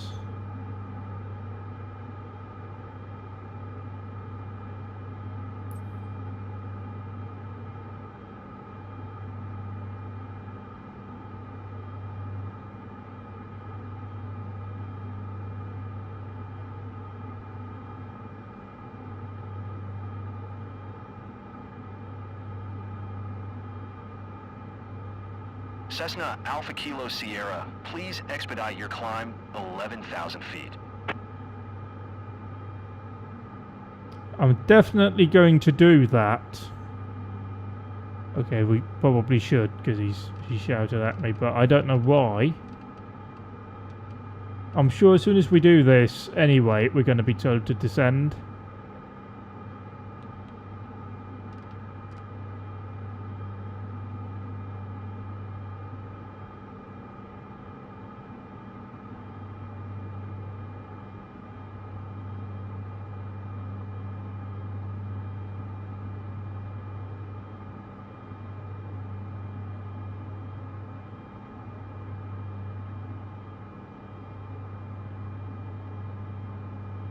What is on an...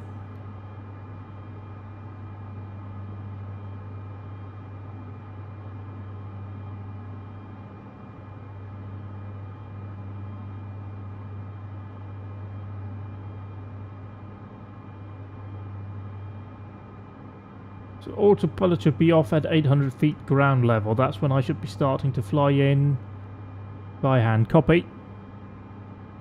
Oh, we're getting GPS glide slope now. That's positive. We're doing the right thing. Let's start then. Preparation down here. Inertial separator. Presumably we're going to get told to descend at some point as well.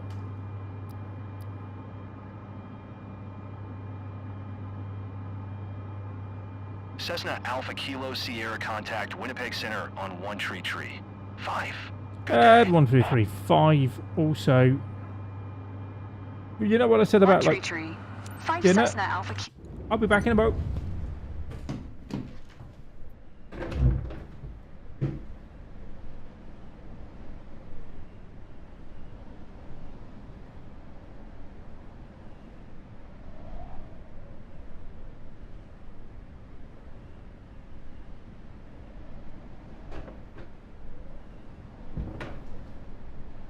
And we're back.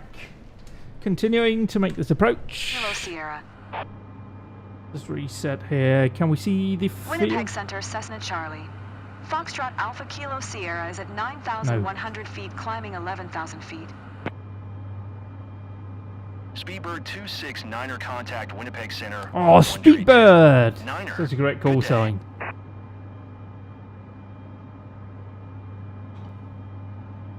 Cessna Charlie, Foxtrot Alpha Kilo Sierra Winnipeg Center altimeter 29er. 6-5 radar contact, continue to up them. Continuing to them. 132, 9er Speedbird 269er.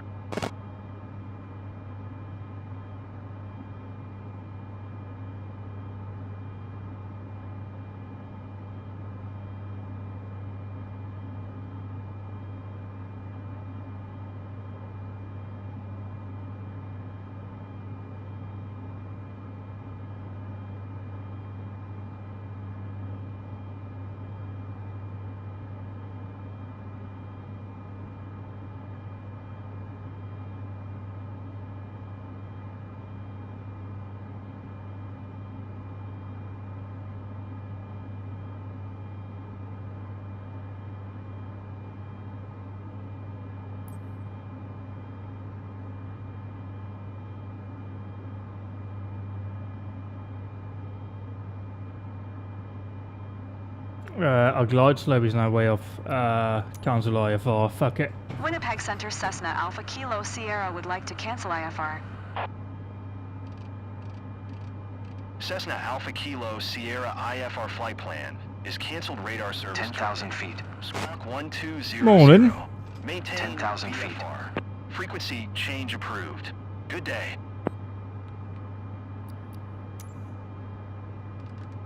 Winnipeg Center Cessna Charlie. Foxtrot Alpha Kilo Sierra is type Cessna Caravan 14 miles east of Charlie Kilo Delta 2 10,400 feet. Request flight following.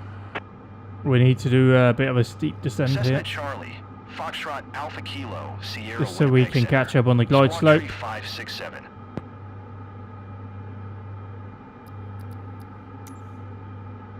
Squawk Tree 567 Cessna Alpha Kilo Sierra. Cessna Alpha Kilo Sierra radar contact 15 miles east of Charlie Kilo, Delta 29,700 feet, altimeter 29er. 66.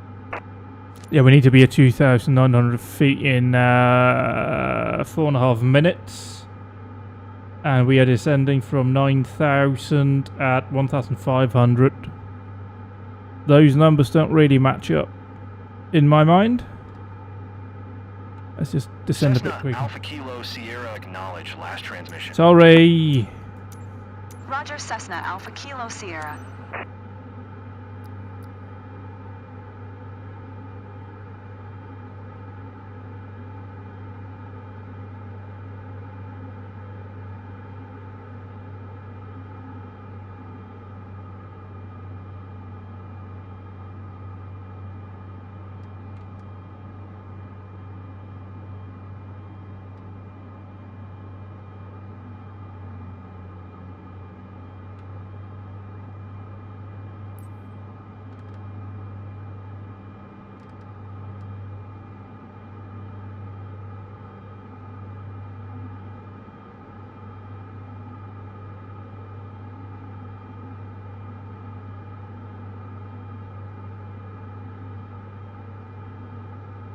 I think that's the airfield right there.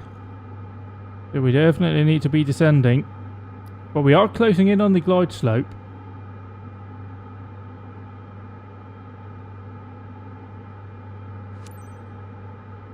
Charlie Yankee Hotel Bravo traffic Cessna Charlie.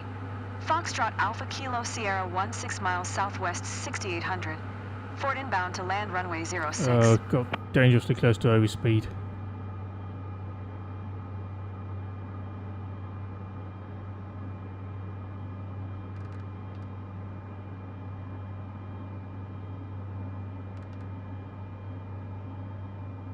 Okay, so check this here as we descend.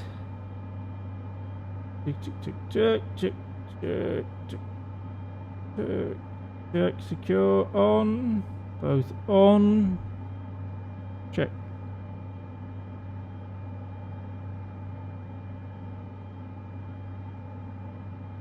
High idle, check. Prop RPM, check. Negative. Negative plane. Roger.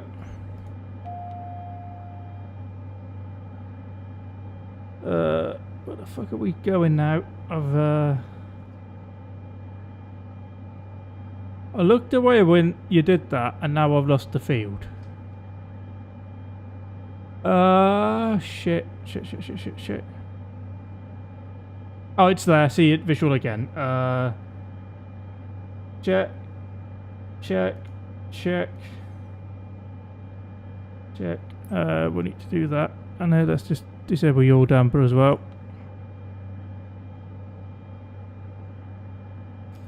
We are now at a point where we can deploy flaps. Okay. Lights on. Whoopsie daisy. Flaps are on. Flaps are very much on. Holy shit, my balls. Shit, my balls, mate. We got flaps. Also, I lost the field. I found the field.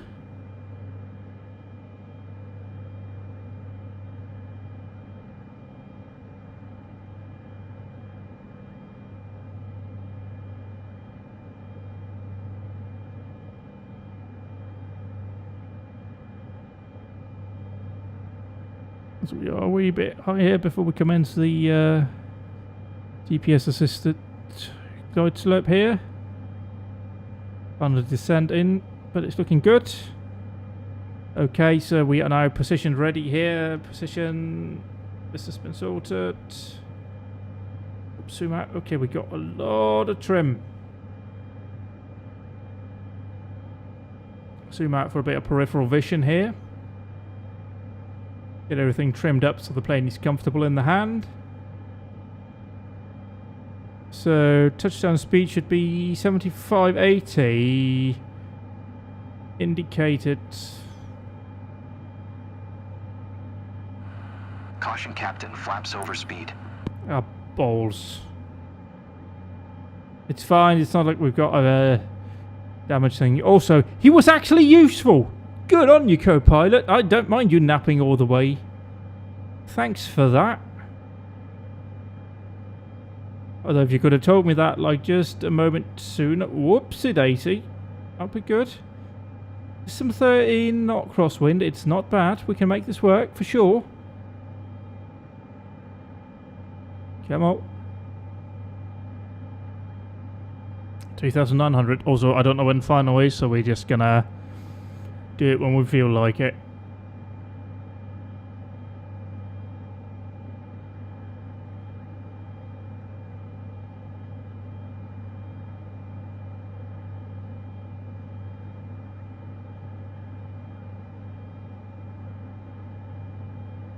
But we have the field in sight. It's going fine here.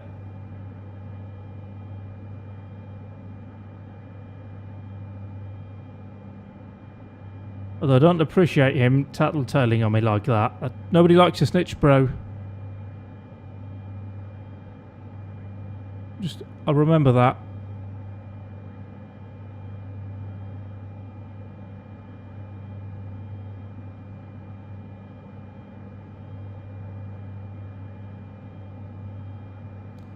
Lights on, lights on. Chick, chick, chick.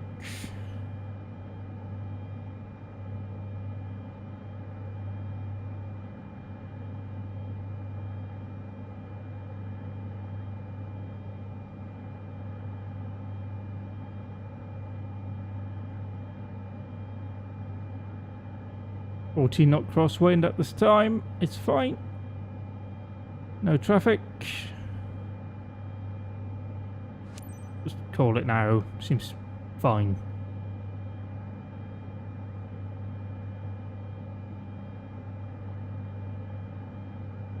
Charlie Yankee Hotel Bravo traffic Cessna Charlie. Foxtrot Alpha Kilo Sierra is on final runway 06 to land. So once again confirming full flap. Well, that is good. I got my feet on my rudder pedals. That's good. Ready to guide it in. My pinky finger on the brake. It's all good. We're gliding it in. We can see the field. We are lined up. We are following the glide slope. It's all looking good. What's all the buildings over there?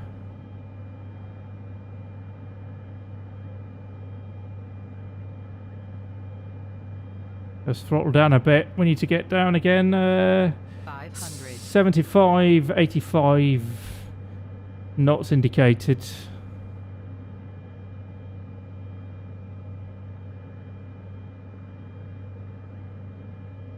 Technically we should probably have landed the other direction, but too late to change now.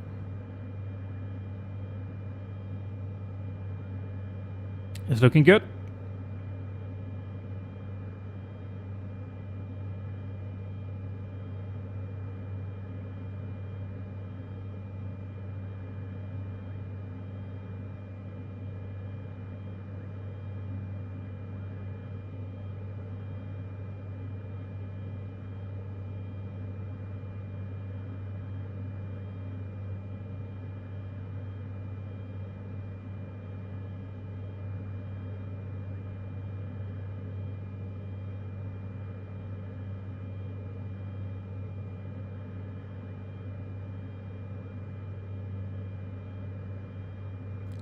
Missed that. I bounced a bit.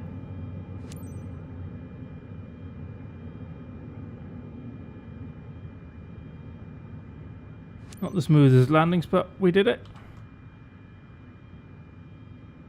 We're gonna have to go all the way down and turn around. That's okay. On the ground, oh good.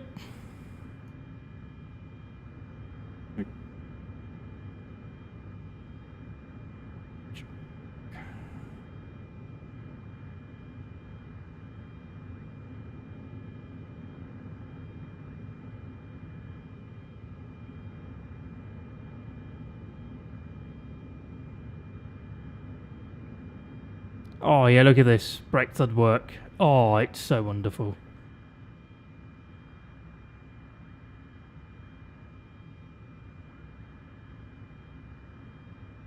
What is a bolt landing? Probably a bolt landing.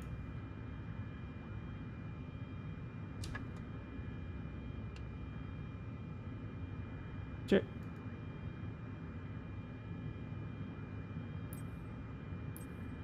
Alternator switch. Why would we be turning that off? Anyway, we need to focus on driving the plane here.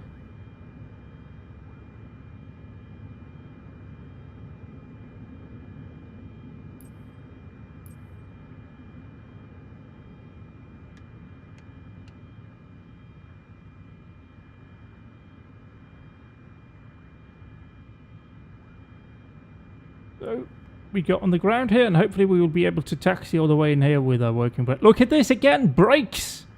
Wow! We don't just continue going. Charlie Yankee Hotel Bravo traffic Cessna Charlie. Foxtrot Alpha Kilo Sierra is taxiing to parking.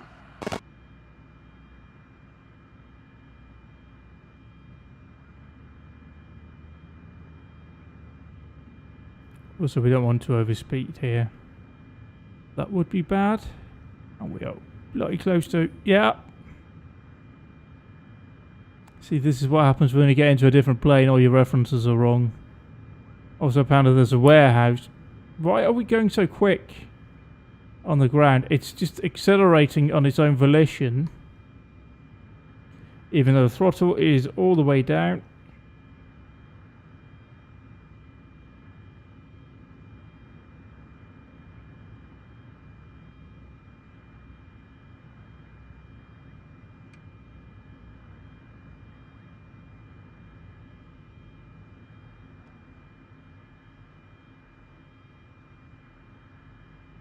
That helps. So it's prop speed that we need to lower. Probably a lesson in, yes, I do need that bound. Oh, don't overspeed, don't overspeed, don't overspeed. Slow down. Good. Ah, bastard. Yeah, we definitely need that more.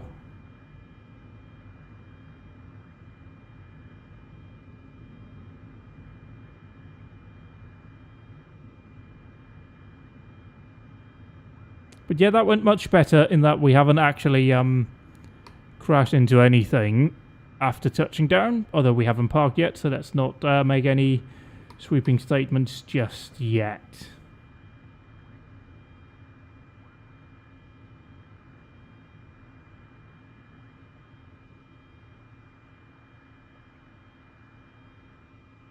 Home sweet home.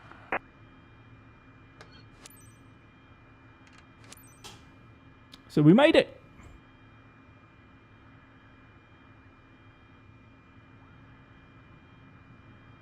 Also, there's a van doing donuts. Okay, fine. That was a lovely little flight, wasn't it?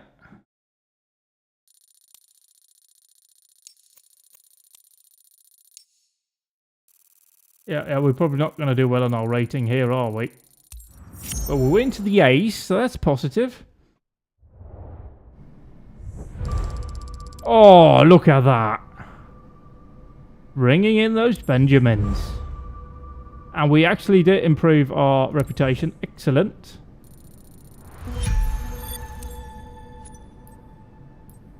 So we can now start to have a look-see here at full path freight. Manage these aircraft. Let's just... Oh yeah, you're quite expensive, aren't you? So flight controls, let's go ahead and see. Yeah, left flap connection. Let's just get that repaired up, shall we? And landing gear also needed a bit of work done. 16,000. It's fine. The others are barely even worn. That's fine. What about the engine here? Oh, that is the turbine engine. Oh, that is quite dear. But everything is good. That's nowhere near needing to be repaired. So that was a whole load of old dosh that came in there. And I think if we also give this one maybe a bit of maintenance. Let's get this one checked up. See, that is all good. That means that crew can now start to work on that, or AI crew can work on that. Let's just see if we have any jobs here, just for future reference. I don't think I'm going to do any now, but we can go here from Swan River to Nakina, which again is a good step in that direction. There's a dispatch to a dispatch to Barry. That's excellent. And we can go to Camsack to Golden. Is that it? So we have those 3 jobs to choose from. Or we can go over here. Is there like anything that takes us to anywhere? There's the Punty Wagon, and then there's Tourfield, which is the one near Edmonton. Not the health centre, probably the airfield. So yeah, that was a flight to the lovely Hudson Bay, which was nowhere near the actual Hudson Bay. I need to go make some dinner now, but thank you all for tuning in. I'll be back, as I said, tomorrow around 1 in the afternoon, Central Europe time, with the Production Car Challenge. Thank you all for tuning in. Goodbye for now.